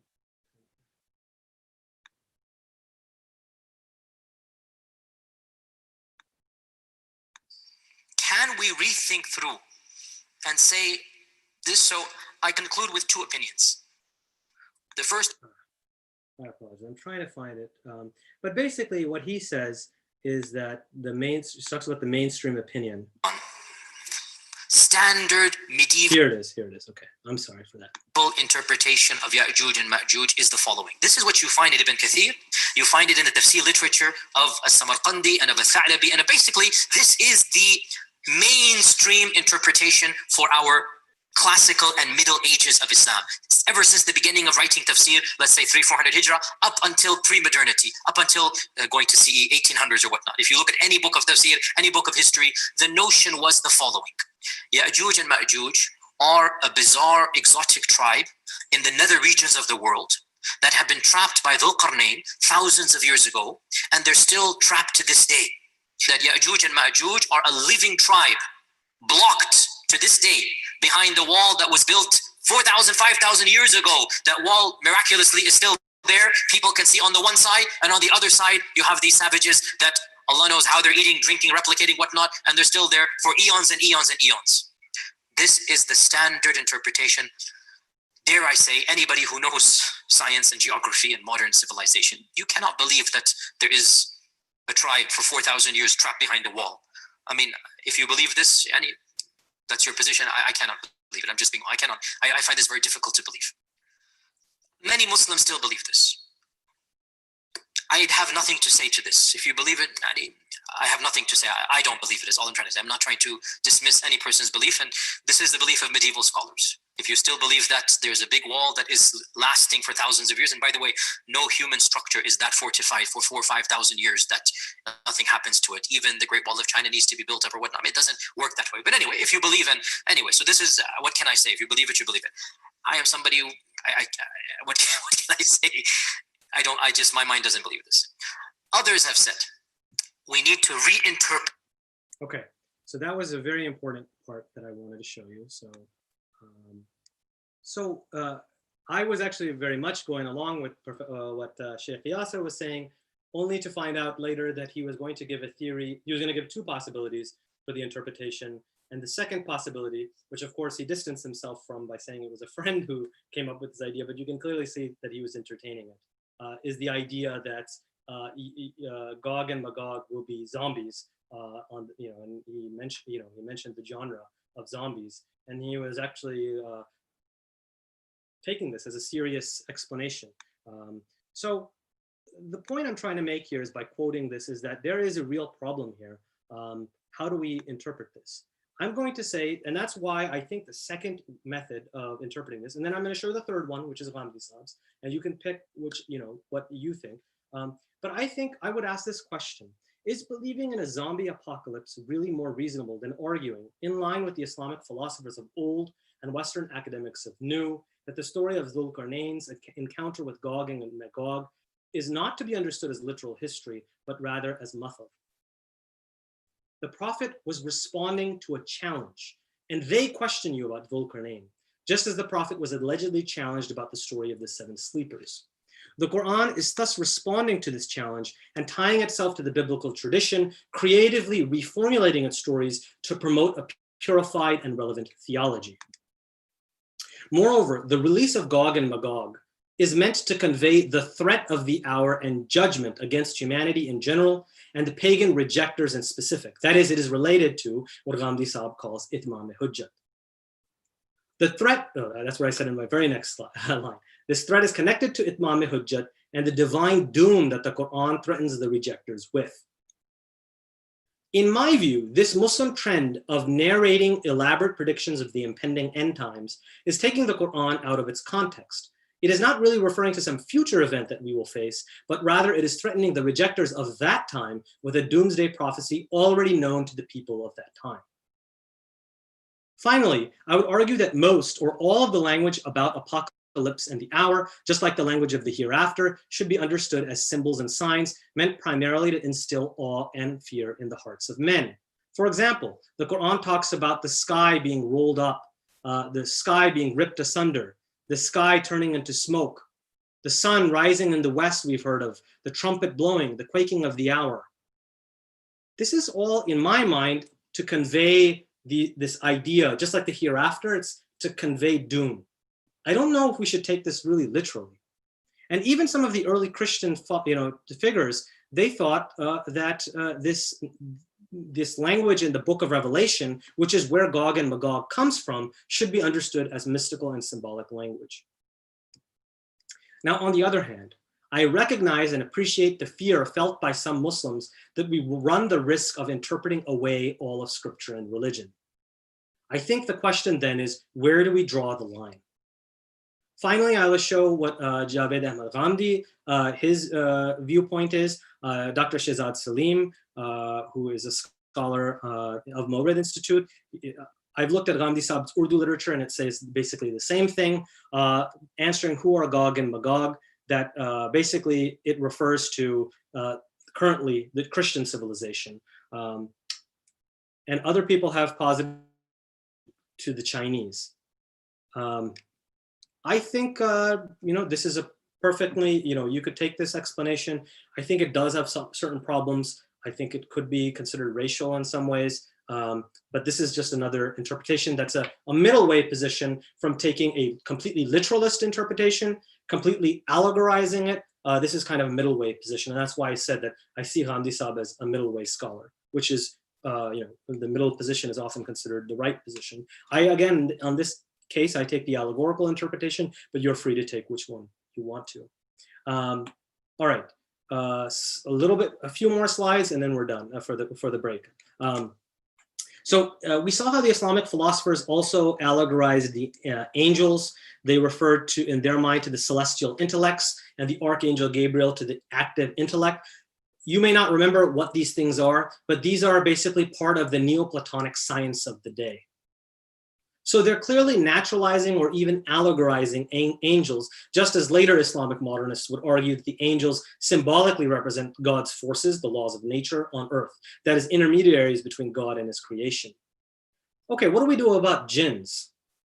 There are three different ways, again, that we could take jinns. One is what I call the fideistic way of taking the text more or less literally at face value. We could take a skeptical approach, which is, again, naturalization or allegorization, or we can take the middle way position, which is of cautious acceptance. Again, I'm going to show you that the first approach is taken by Sheikh Yasir Qadhi, and he's getting inspiration from Ibn Taymiyyah. The second approach is the one that honestly I take on this issue. And then the third approach is, from my reading at least, this is what I think the vast majority of educated Muslims take, and what I do think that Javed Ahmad Ghamdi's viewpoints could also fall, I think, under the middle way position. But he may take the first. I think that he takes the third approach, is what I'm trying to say.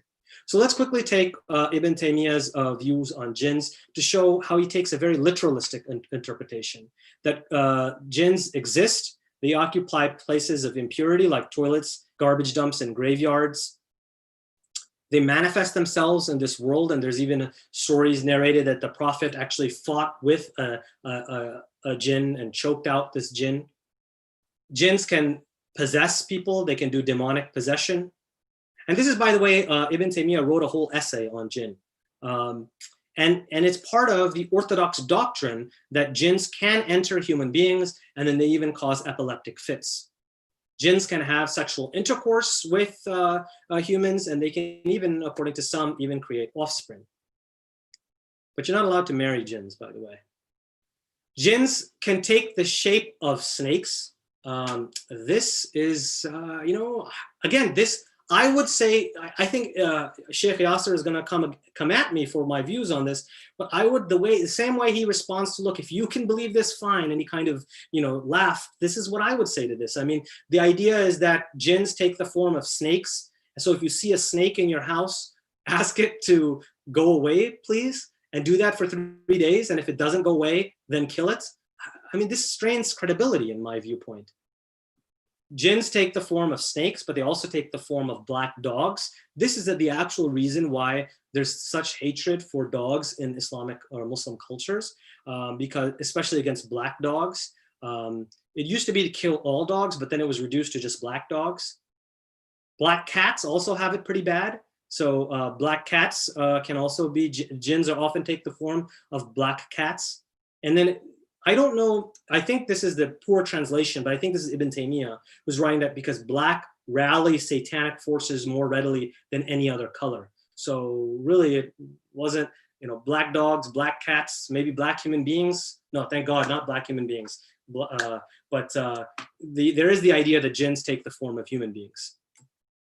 And then exorcism, demonic exorcism, is actually part of this Orthodox doctrine. And in fact, it's considered one of the most noble of deeds. Now, Sheikh Yasser Qadhi, again, to pick on him, he has two important talks on this, on the reality of jinn and the reality of black magic. And in the first one, he argues that ghouls, goblins, and ghosts that are prevalent in all cultures are actually proof that jinns exist, because he says that most likely these ghouls and goblins are the jinn representing themselves in that fashion. And so he uses that as a proof for the existence of jinn. I think that strains credibility for me, but in the reality of sihr and black magic, he argues that, and I almost fell off my seat when I was listening to him. He not only believes in exorcisms, but he actually practices exorcisms. And he's said that he does this as a profession. And he actually has talked to jinns before. And then he also thinks that psychiatrists need to acknowledge jinn possession as a real cause of mental illness. Here's a good video that you can see about the secret world of Islamic exorcisms. This is taking place in the UK, so it's not just in some random village. And this is what that kind of proper method is of doing that jinn exorcism. Now, even the medical and psychiatric literature, and as a physician, this comes to bear on my practice, you see that jinn possession is a big problem, especially when it comes to mental illness, but also to seizures. So I'm going to give you the second view. And again, if I'm scandalizing you, don't worry, I'm going to go to the third view, and you're more than happy to preserve your belief in jinns. But let me go to the second view, which is the skeptical view. This is by Professor Dustar. In his book, he writes that not every Muslim scholar admitted the existence of jinn. Some medieval theologians and philosophers, Avicenna, Ibn Sina, foremost among them, as well as Mu'tazilis, they were notoriously skeptical of jinn, sorcery, and the marvels of saints. And Fakhr ad-Din al-Razi, he didn't say this in a positive way, by the way. He basically said that most of the philosophers, the anti-fatalists, that is the Qadaris, the Mu'tazilis really, and the heretics, that's basically what he's calling me, they did not believe in the existence. Now, there are two ways to take the skeptical stance. The first has been the most common, which is naturalization. This, you see, Sir Sayyid has done a little bit of this, but this is basically considering jinn to represent maybe bacteria or viruses, or maybe even foreign uncivilized tribes. I don't find that too terribly convincing. I find that scientistic. The second trend, I think, is a little bit more promising, which is allegorization. I'm going to formulate the view this way, and this is using the Islamic philosopher's viewpoint to kind of apply it to this issue. So I would say the pre-Islamic Arab pagans worshipped and propitiated, that is, they sought things from them. They propitiated evil spirits, the jinn, who may have emerged from lesser deities or idols. The Quranic cosmology creatively reformulated the hierarchy of the universe in such a way as to reduce the status of jinn and to place them on a plane equal to that of human beings, subject to God's will and judgment. And Dustar writes, if anything, the Quran disparages belief in the jinn, at least in the sense of putting one's trust in them or taking them beside God. Furthermore, the Quran strips the jinn of some of their purportedly extraordinary powers. Scripture uses, in my view, culturally relevant symbols and imagery to bring human beings into the proper relationship to God. So you see, I'm using the philosopher approach to bear down on this specific issue. On this view, we can see Satan and the demonic forces as the objectification, personification of evil, both within and outside of us. Now, that will be a completely scandalous view, I'm sure, to many of you, and that's why I'm going to end with the middle way position, which is the one that most educated Muslims seem to take, which is that both of these, that is jinn and magic, because they're mentioned in the Quran, we have to believe in them and we can't deny them outright. So there's this intermediate position, which is also called a rationalist position with regard to jinn, that is to accept their existence, but to deny the reported empirical manifestations. In other words, we acknowledge that the jinn exist, but anytime anyone claims that, oh, I saw jinns here and there, you're really kind of skeptical towards them. This is what I've seen as the general trend that people have gone, and I think most of us in the West have this kind of approach. Finally, and this will be our last slide, last set of slides before the break. I know we're running a little bit late, but this is about the Prophet's night journey and ascension, or Isra wal Miraj. Islamic orthodoxy takes this event literally. They call it a bodily journey. And by the way, this is one where me and Ghamidi Saab are on the same page, that Ghamidi Saab also takes this as a dream that happened. So it's a metaphysical thing, not a literal bodily thing. But let's take a look at where I think this kind of interpretation can cause some problems for Muslims living in the West.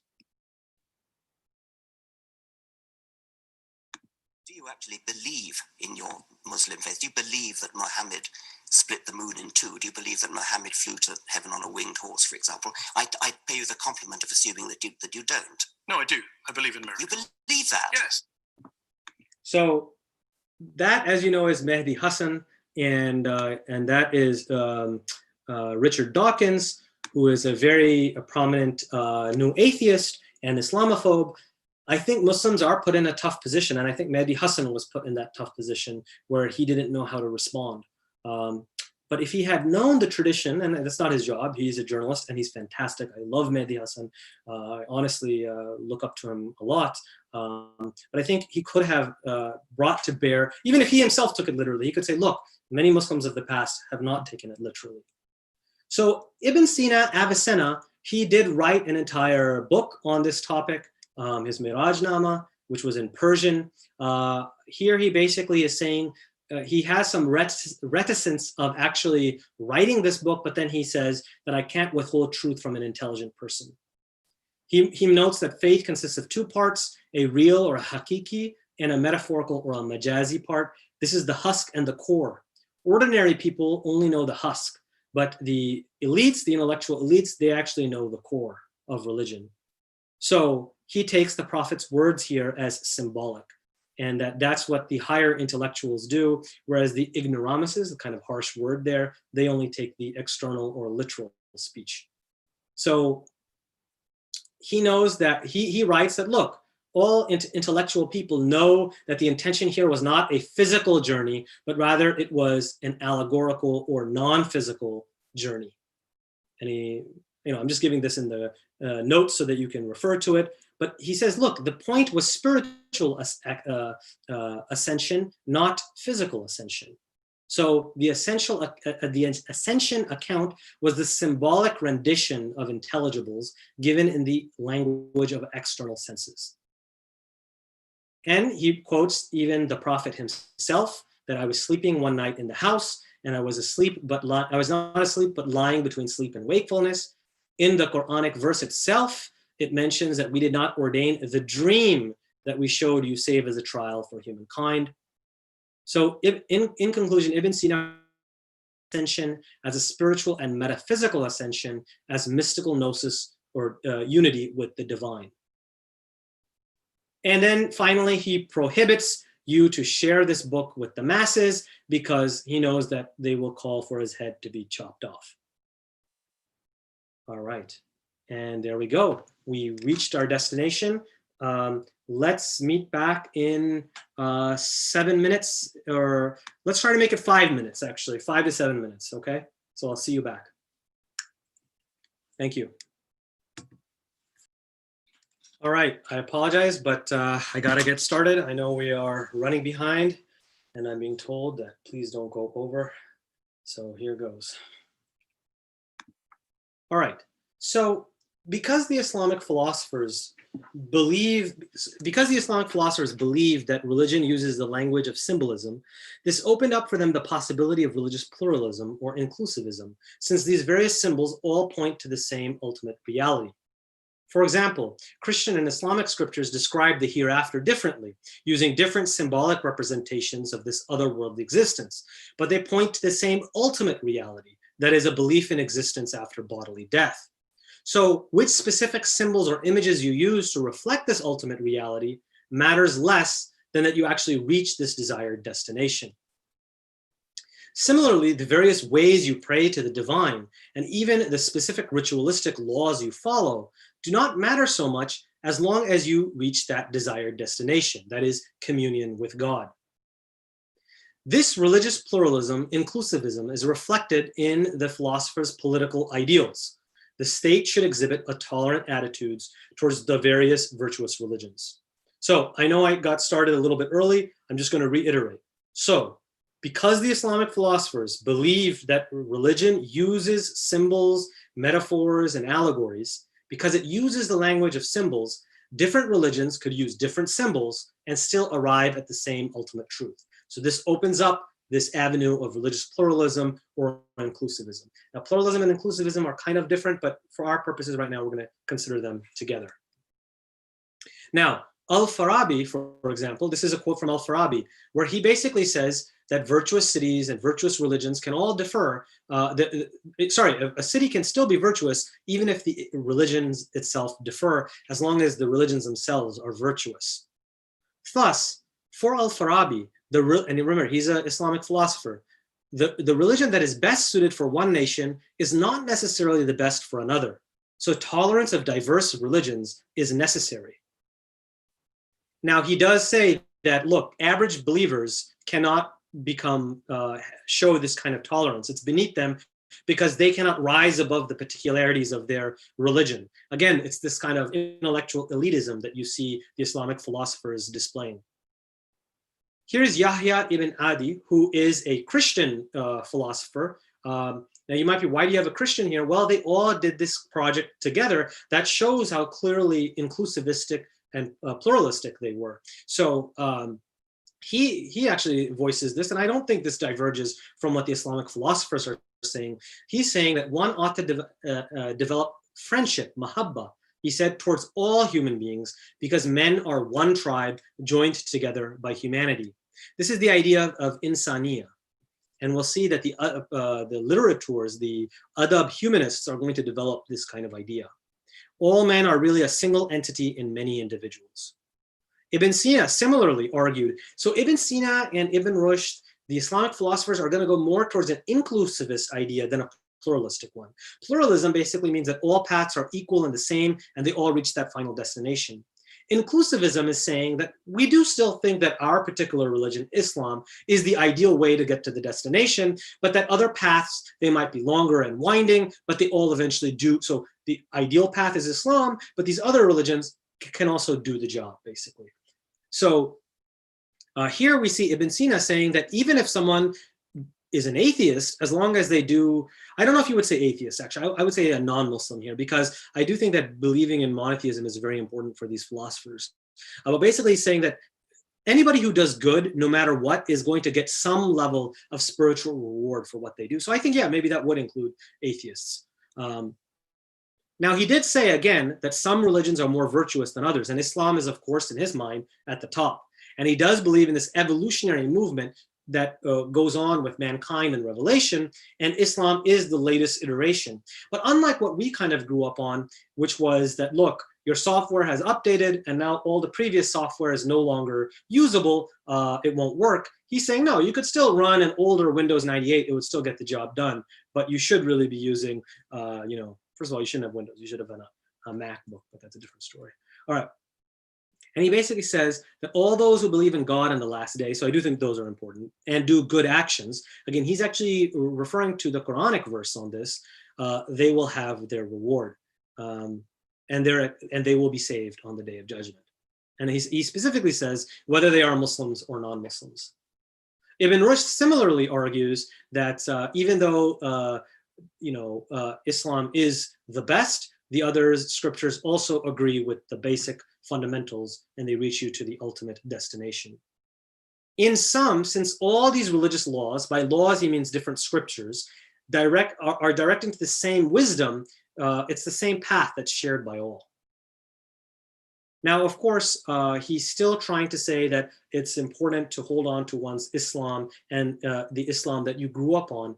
He is kind of arguing here that, look, as you progress intellectually, it's no longer going to be feasible for you to take religion as literally as you did when you were a child, but now you need to interpret it in the fairest way possible, and that's what you should do, and that's the philosophical understanding of religion. And of course, he does say that you still need to pick the most virtuous religion of your time, which in this case is Islam. Now, this viewpoint is actually very similar to what Reza Aslan, many of you may know him, he's a public intellectual and a professor. He actually has voiced his philosophy of religion, and he reaches this through his academic study of religion, but there's actually an Islamic bridge that he could build to the same idea. I don't think it's too terribly different, and this is Reza Aslan's quote, which I think shows a similarity to the thought of the Islamic philosophers, that all religion does is provide a set of symbols and metaphors, a language that help us express the inexpressible faith. Now, Mr. Hassan Usmani had asked about natural law. Natural law is basically the idea that there is a law code, a moral code that exists for all human beings regardless of their religion, and that it can be known rationally so that you can do right and wrong no matter whether you're Muslim or non-Muslim. In general, Islamic orthodoxy rejected this idea because they were, again, going towards divine command ethics, which we've talked about before. So according to this professor, this idea that you needed the Sharia and that was the only way to guide humans, because of this, you pretty much had to be a Muslim. There was no rational or natural law knowable by humans. And he argues, and I agree with him, that this idea had and has a catastrophic effect on Islamic attitudes towards non-believers. Ibn Rushd is going to articulate an idea of natural law. He says that there's written laws that are the scriptural laws in the Quran, but there are also unwritten laws, sunan ghair maktuba, or general laws that exist in the universe. And he says, I mean by unwritten laws, those that are in the nature of everyone. That is, we all know what's good and wrong, and we should follow that natural law that's written in our hearts. The unwritten law is eternal and unchangeable because it is in the nature of people, whereas the written laws are variable and changing. One could say that he is placing this unwritten universal law higher than the specific instantiation of that law in the Sharia or in the various legal traditions that have passed before us. And he even says that a judge should not limit himself to the written law, but also use these other two laws, the universal law and this written law. So this unwritten law and this written law, and he should put these together when he's making a judgment. So unlike the unwritten law that is universal, the written law applies not to every individual, not to every time, not to every place. That is, the Sharia is just for Muslims living in this time and now in this place. This is an excellent book written by this professor, Karen Talia Farrell. I hope I said her name correctly, but she writes about Ibn Rushd's idea of natural law and how it opens up the idea or the possibility of religious freedom. I encourage you to take a look at this book. And she was kind enough to share her book chapter with me. There's also another book written about Dante. Dante's book was a book written during Enlightenment times. And this author here is arguing that the idea of religious pluralism actually comes from the Islamic philosophers or their philosophy of religion. Whether or not, I actually haven't read this book myself, so I'm not sure about it. But again, we see this Enlightenment thinkers are picking up Islamic philosophy. Now we see in Ibn Rushd the progression and softening in his viewpoints. At the start of his career, or an earlier part of his career, he wrote a juristic book, a legal fiqh book, which is Bidayat al-Mujtahid, in which he is a little bit stricter. And then later on, he begins his philosophical work, and this has a softening effect on him. Ibn Rushd came to feel that the unwritten law should bring clemency and common sense to bear on one's interpretation of the written law. That is, don't be a literalist.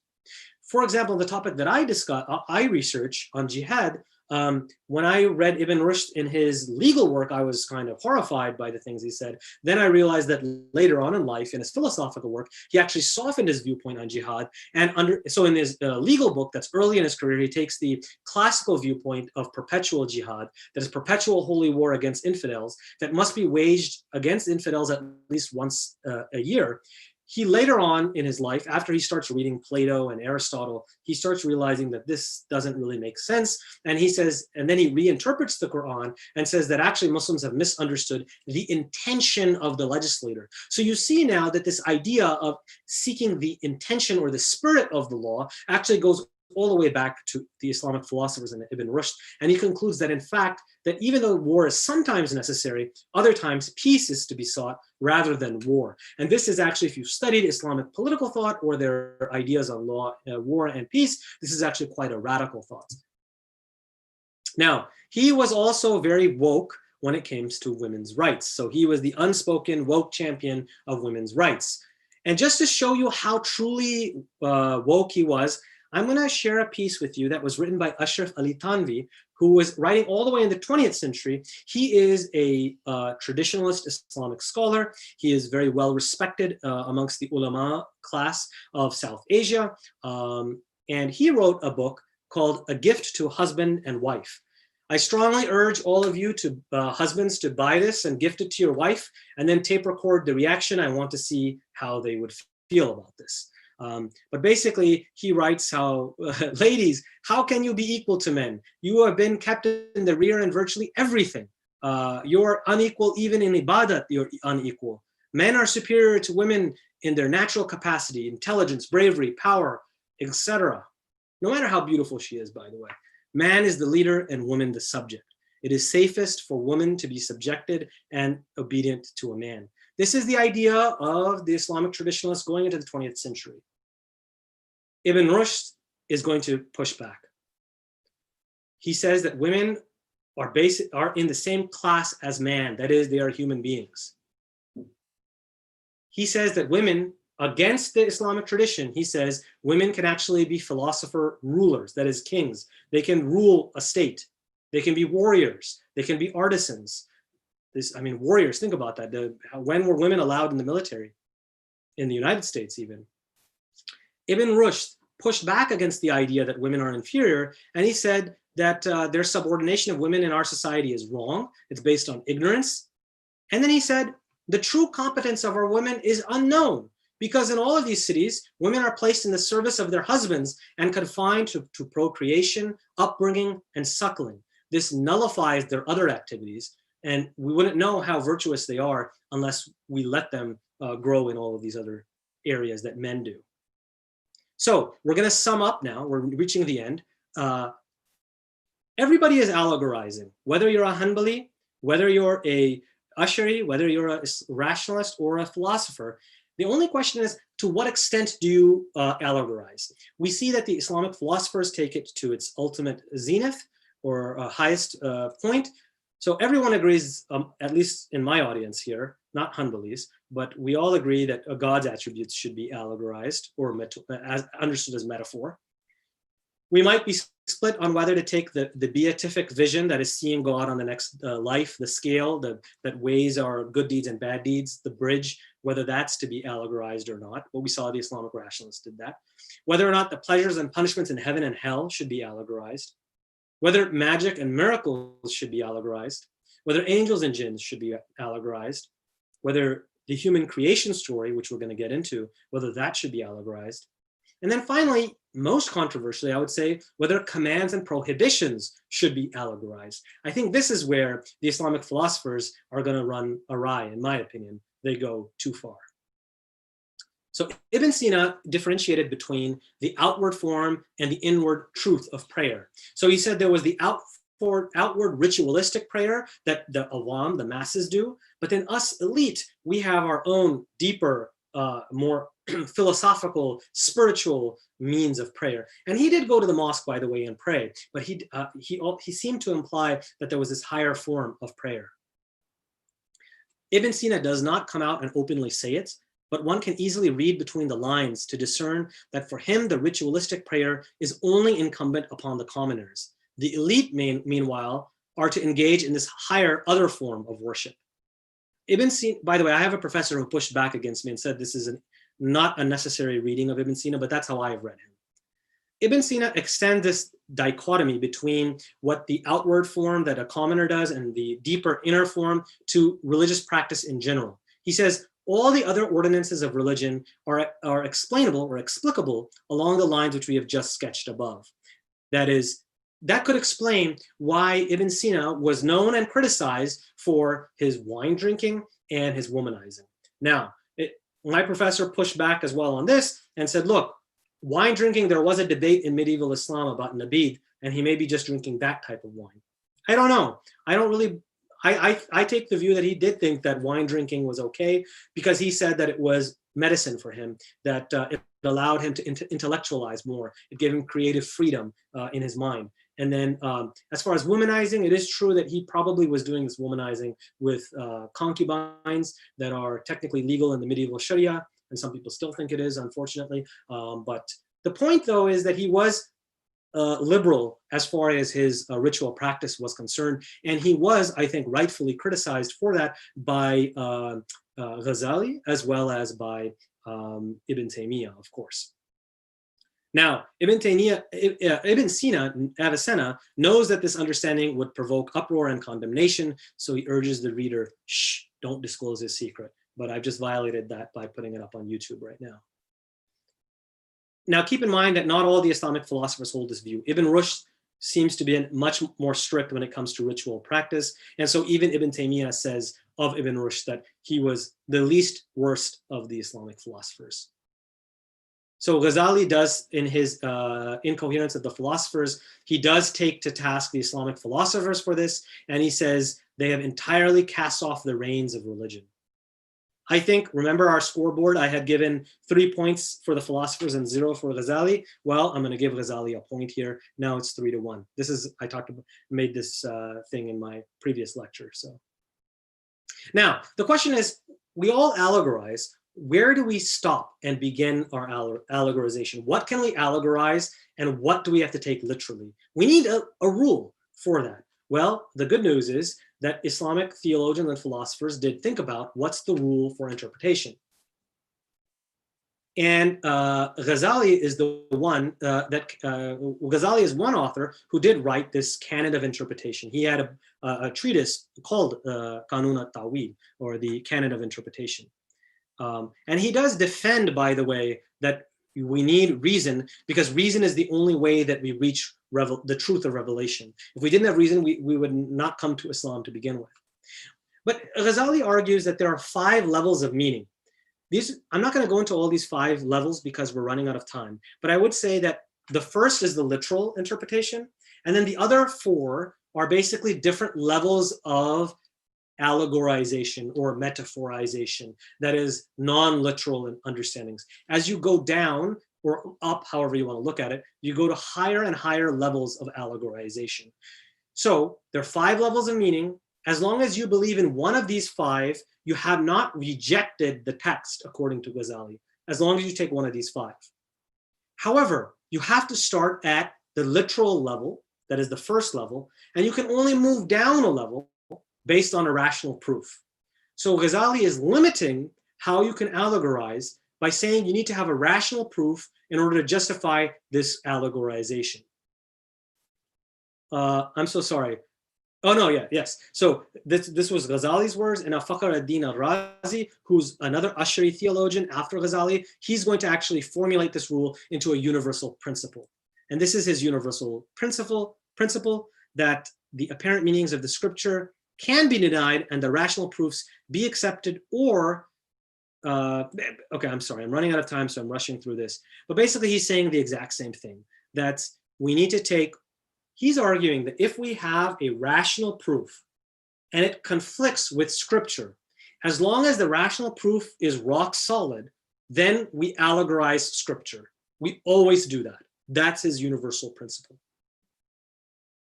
This, therefore, is the universal principle. I'll leave this in the text. I'm sorry for rushing through it. Now, Ibn Rushd is going to write his own works on reconciling religion and science. These are quite influential. They were taken up in the West and are credited for starting their Renaissance, one item that helped with the Renaissance and the Enlightenment. He argued that truth cannot contradict truth, and he agrees with Ghazali on these 5 levels of meaning, but he argues that we can move between levels not based on we absolutely need to find an indubitable proof, but he says rather we go to that meaning which is more convincing. So if an allegorical interpretation is more convincing than a literal one, then we are justified in moving towards that allegorical interpretation. But he says that movement can only be done by the intellectual elite and not by the masses. The masses have to take the literal interpretation. Ibn Taymiyyah will come over the top rope and say, no way. Ibn Taymiyyah, again, he's the Ahl al-Hadith school, the textualists. He does take the entire corpus of scripture at face value.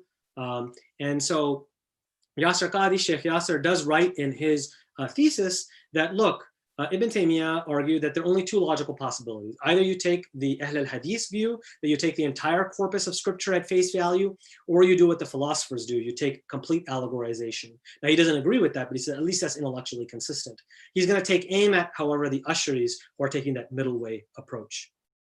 So he says, Ibn Taymiyyah is basically saying that anything that has been affirmed as having originated from the Prophet, that is the Quran, or the Hadith, that is indisputable, it can never contradict with rationality or science.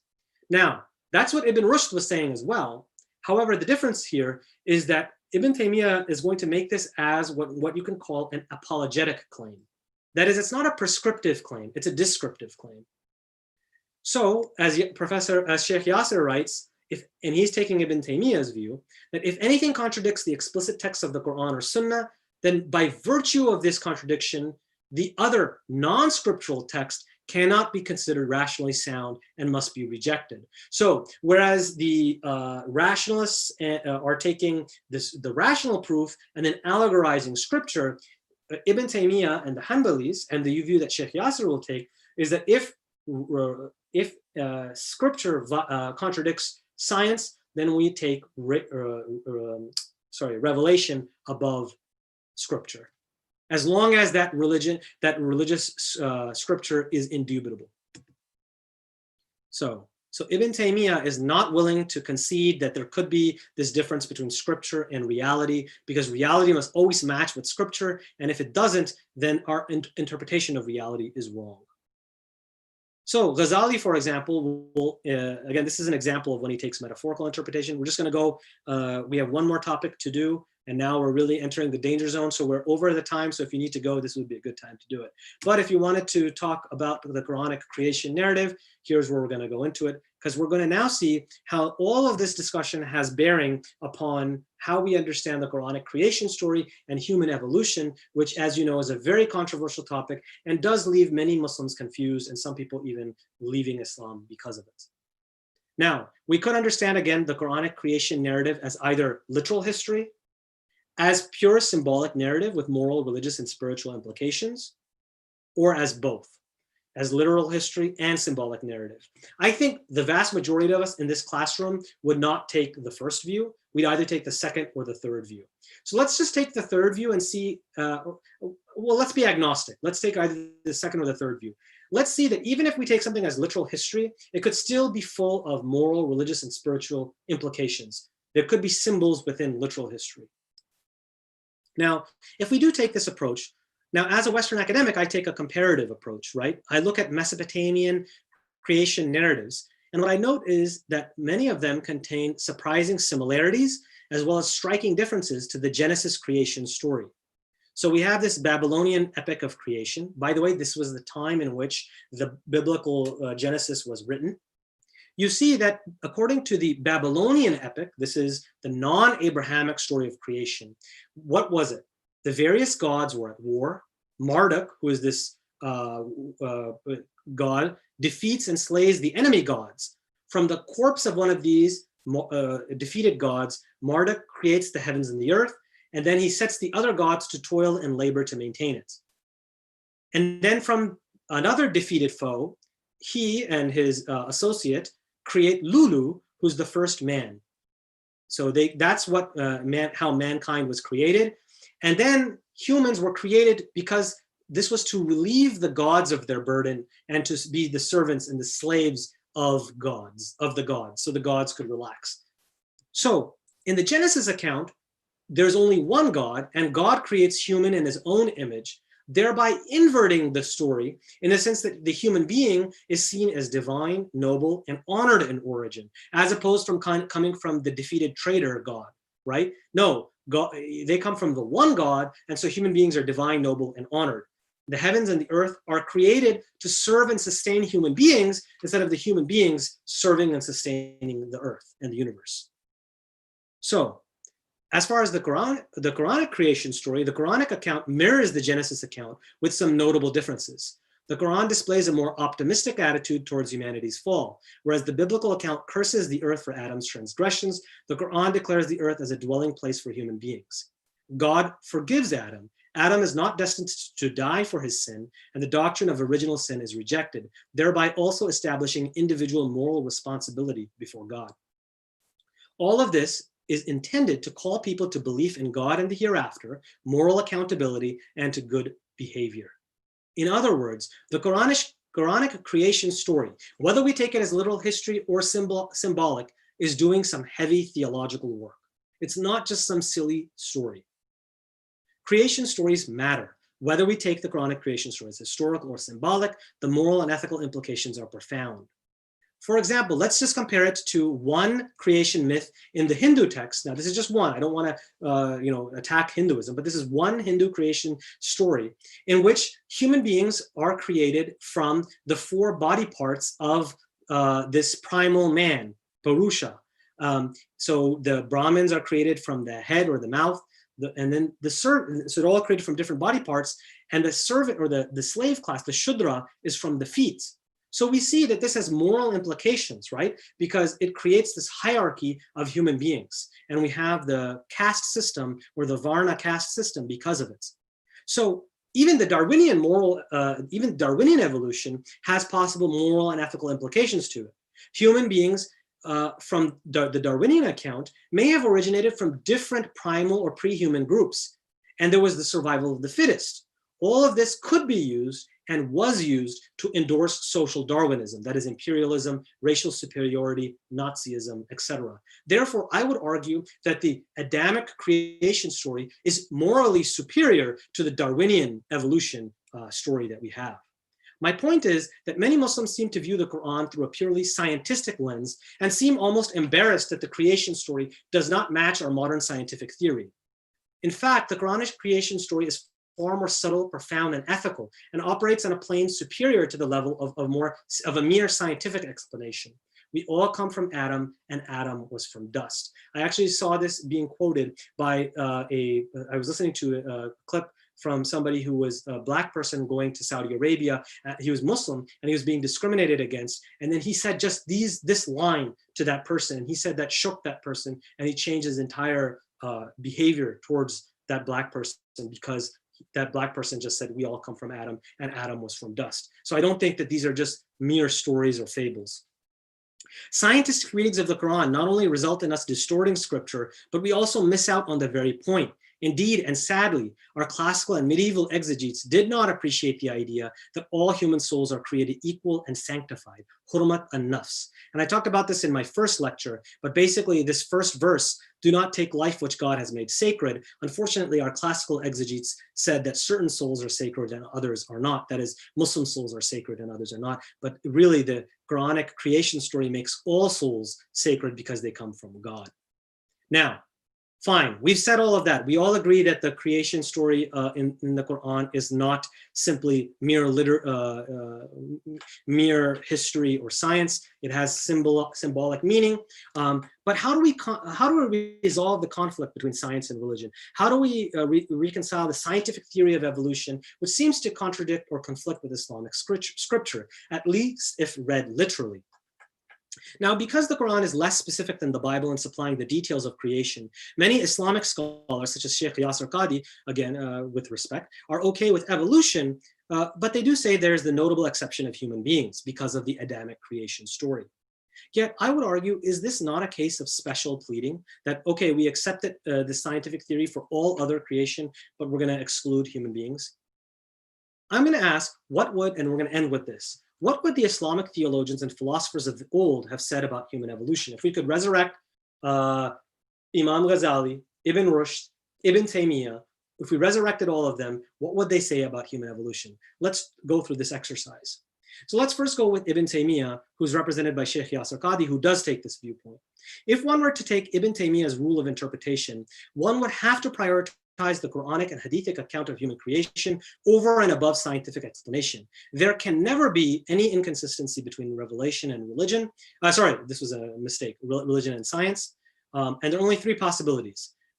And these are the three possibilities that Yasir Qadhi lists out in his talk on evolution. But basically the third one says that really that you have to affirm revelation and reject or defer on scientific speculation. That's where he places human evolution. But what if we were going to take Ghazali or Razi's rule of interpretation?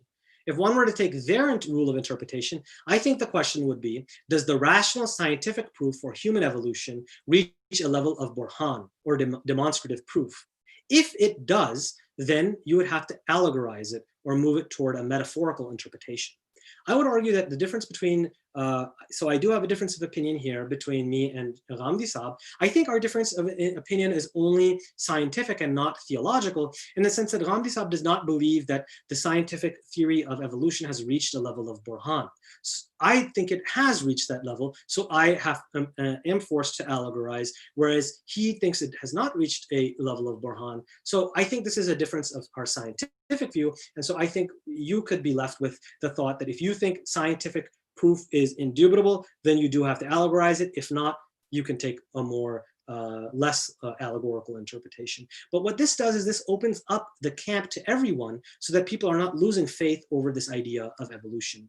Finally, I would say that it could be pointed out that according to the philosophy of science, one could say that science can never reach a level of burhan in the sense of indubitable proof. Science is always rethinking its ideas. Well, then I would say I would actually take Ibn Rushd's criterion, which is a little bit lower. The scientific explanation simply needs to be more convincing than a literal interpretation. So I think if you took Ibn Rushd's canon of interpretation, that's the question that you would ask. Finally, I would say, is it really that radical to allegorize the Adamic creation story? We already allegorize, this is from Ghazali, this is quoting Ghazali. We already allegorized the second part of that, where in his hand, we don't think it's a literal hand. Well, why not the first part? Why don't we allegorize that as well? Why is that so much radically different? Furthermore, I argue that scientific readings of the Quran, the drive to stuff scientific explanations into scripture, runs the risk of doing exactly what Ibn Rushd alerted us to, that is perverting both religion and science. So one group came to slander philosophy and another to slander religion. On the other side of the equation, here is a view if you wanted to take this is a view by Sabur Ahmad. He runs Darwinian delusions. If you wanted to see, I always want to put the opposing side. I would argue that my critique as a critical realist is that they take a position of anti-realism or idealism, subjectivism towards science, whereas they take an absolutely naive and objectivist view towards scripture. But you can read my notes to see what my criticism of them is.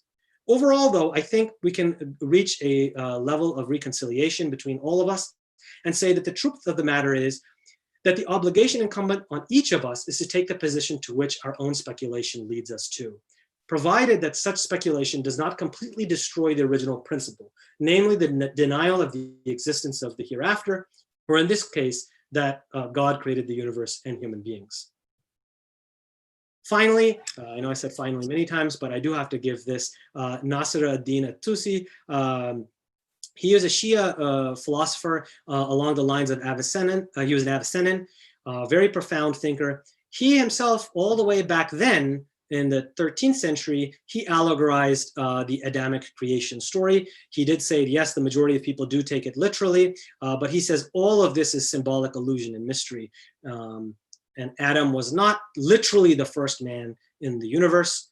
And he argued for progressive creation. And actually people use this quote of his to say that, look, human evolution is not that radically different than what this Muslim philosopher was saying all the way back then. And so he does take a teleological view of evolution. Now, this is not evolution in the sense that we think of it today. Let's be clear. It is in line with the emanationist view which was the scientific view of that time. Now, Ibn Khaldun also said something very similar. So people quote him when they're trying to talk about Islam and evolution. Sheikh Yasir Qadhi took his opponent to task in the debate and claimed that his opponent was taking Ibn Khaldun way out of context. And actually, I think Sheikh Yasir was very unfair to his opponent, and he actually should apologize to his opponent because he was quite abusive on this point. I've actually went back to Ibn Khaldun, and I think Sheikh Yasir, with all due respect, is wrong. I do think Ibn Khaldun was taking an emanationist view, which is progressive.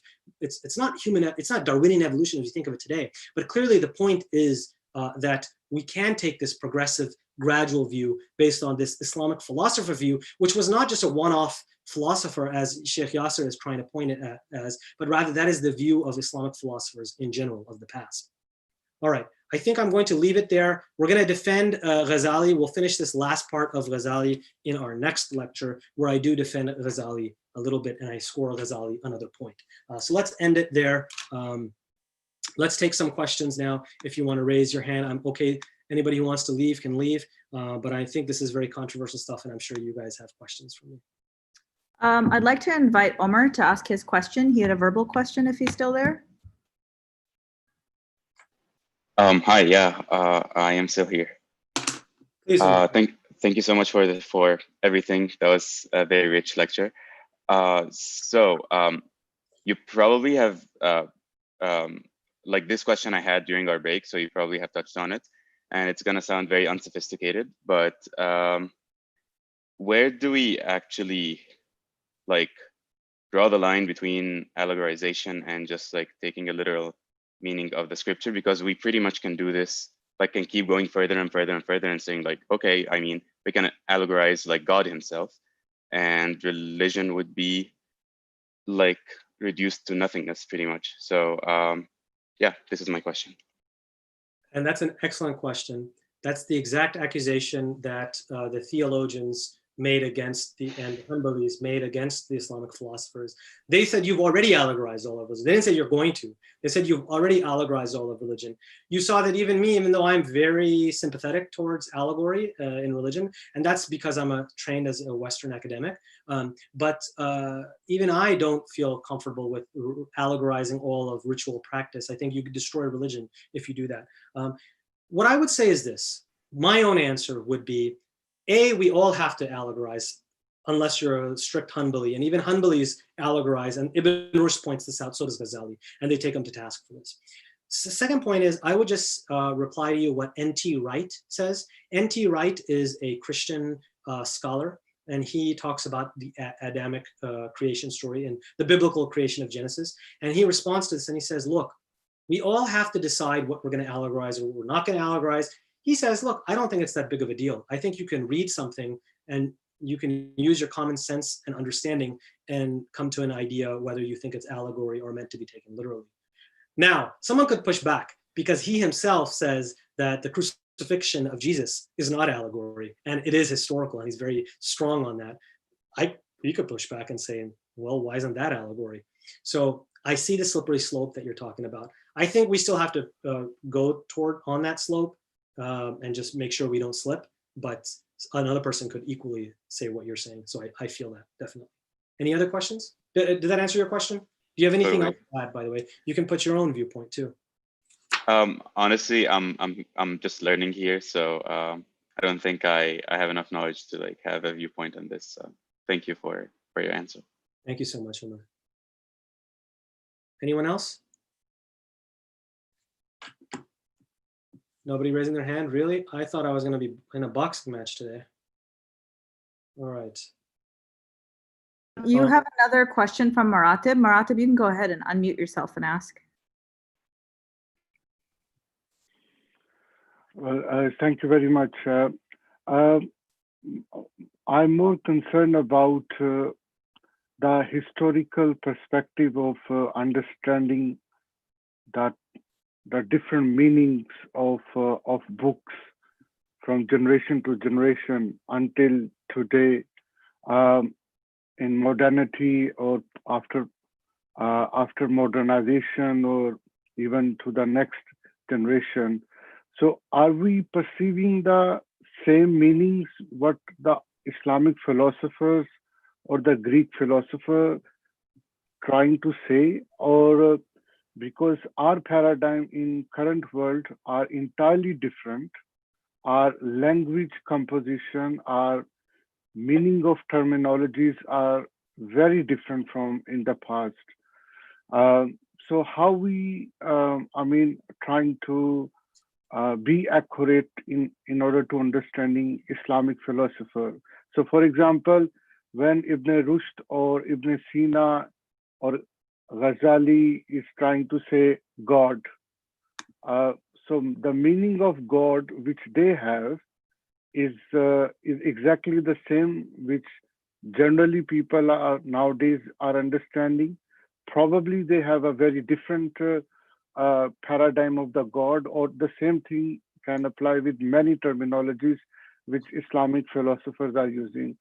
So is there any criteria or any secret that what we are perceiving based on earlier studies are very authentic and we can further take it on to the next generation?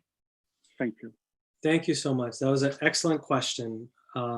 So I think the answer is that whatever I say, you believe. No, I'm just kidding. Okay, so it is definitely a good point that even the scientific worldview of the Islamic philosophers does not match up with our Islamic worldview. There's something called scientific paradigms. This is Thomas Kuhn who talked about this first. Our entire scientific paradigm has shifted. So actually Sheikh Yasser Qadhi actually mentions this exact point when he's saying that we shouldn't, he actually says that, I think it's a rhetorical argument. I don't think it's a strong argument, but he says that, look at their theories of how their scientific theories have gone by the wayside. Now science has proven them completely false, and our Quranic creation story stands untouched and unscathed. I think that's a rhetorical point, because our Quranic account did not stand unscathed compared to modern science, right? And in fact, I would argue that the Islamic philosopher viewpoint had more scientific merits than our kind of literalistic understanding. So the point is this: I think that yes, we have to be cognizant of the fact that our worldview has changed, our terminologies have changed, our philosophy has changed. So we can't just take, I don't agree with just taking the Islamic philosophers. And by the way, I only use the Islamic philosophers for some inspiration. I love Ghazali as well. I even like Ibn Taymiyyah, to be honest. I think we use all of these, but we have to use them for our modern day in a way that makes sense for us now, today. So that's my view. I don't have this saved sect mentality where I think that Ibn Sina got it all right. I think Ibn Sina said some crazy things too. I think Ibn Taymiyyah said some crazy things. I think we learn all of this and we get this huge well of knowledge, and then we apply it to the modern period, the contemporary age, as seems appropriate. And we're not going to agree on how to do that, but I think that's the whole name of the game. So that's what I would say. As far as their view of God, yes, I still think their view might be a little bit different here and there in some details, but the general two differences how to view God are the same. One was this personalist, theistic personalism. That's kind of how the Islamic theologians saw God, as this personal being that interacted directly in the world. And then there's the God of the philosophers, which goes back to Aristotle and Plato, which the Islamic philosophers also agreed with. This is a more scientific view in the sense of God is almost like not a person as we view it, but more the way I first read it when I looked at it, I said it could be like a magic orb almost. And I was kind of disturbed by that. But then these are the two different views. But yeah, I hope I helped with that. Any last questions? All right, I think and I was criticized for using the word mankind. I apologize, I meant humankind. All right, so we will meet back, unless anybody has one last question, we will meet back next week. Here is some books that you can start off with. This is an introductory level book on philosophy in the Islamic world. This is an even more introductory book, which probably you should start with. So these two books are good introductory books. The rest of the books are getting a little bit more and more difficult. This last book, Philosophical Religions, will show you a kind of philosophical view of religion, which this author is arguing is not just present in Islam with the Islamic philosophers, but more broadly speaking amongst theistic followers of Abrahamic traditions. So that's that. And here is my last, just a comment on our quote. Why we are more emphasizing on Islamic philosophy or Islamic intellectual history in terms of philosophy only. There are many other subjects like science, maybe psychology, literature. Will we also study those dimensions of Islamic intellectual history, or? Yes, so next week we're going to do Islamic political philosophy as well as literature, that is adab. So this class did end up being one extra class than I expected it to, just because I wanted to do justice to this topic. I think philosophy is very difficult, and so it requires a lot more time to do. It also is in regards to my own interests. Any class you take, whatever interest your teacher has, is going to influence the emphasis. And that's where my expertise lies as well, or my emerging expertise. But next week, we're going to pick up with Islamic political philosophy, and we're also going to talk about ethics and literature. So I hope you join us for that. That'll be it for our religion and science and philosophy. Other than we're going to just briefly mention Ghazali because I didn't finish this time. Okay, thank you very much. Assalamu alaikum, and see you next week.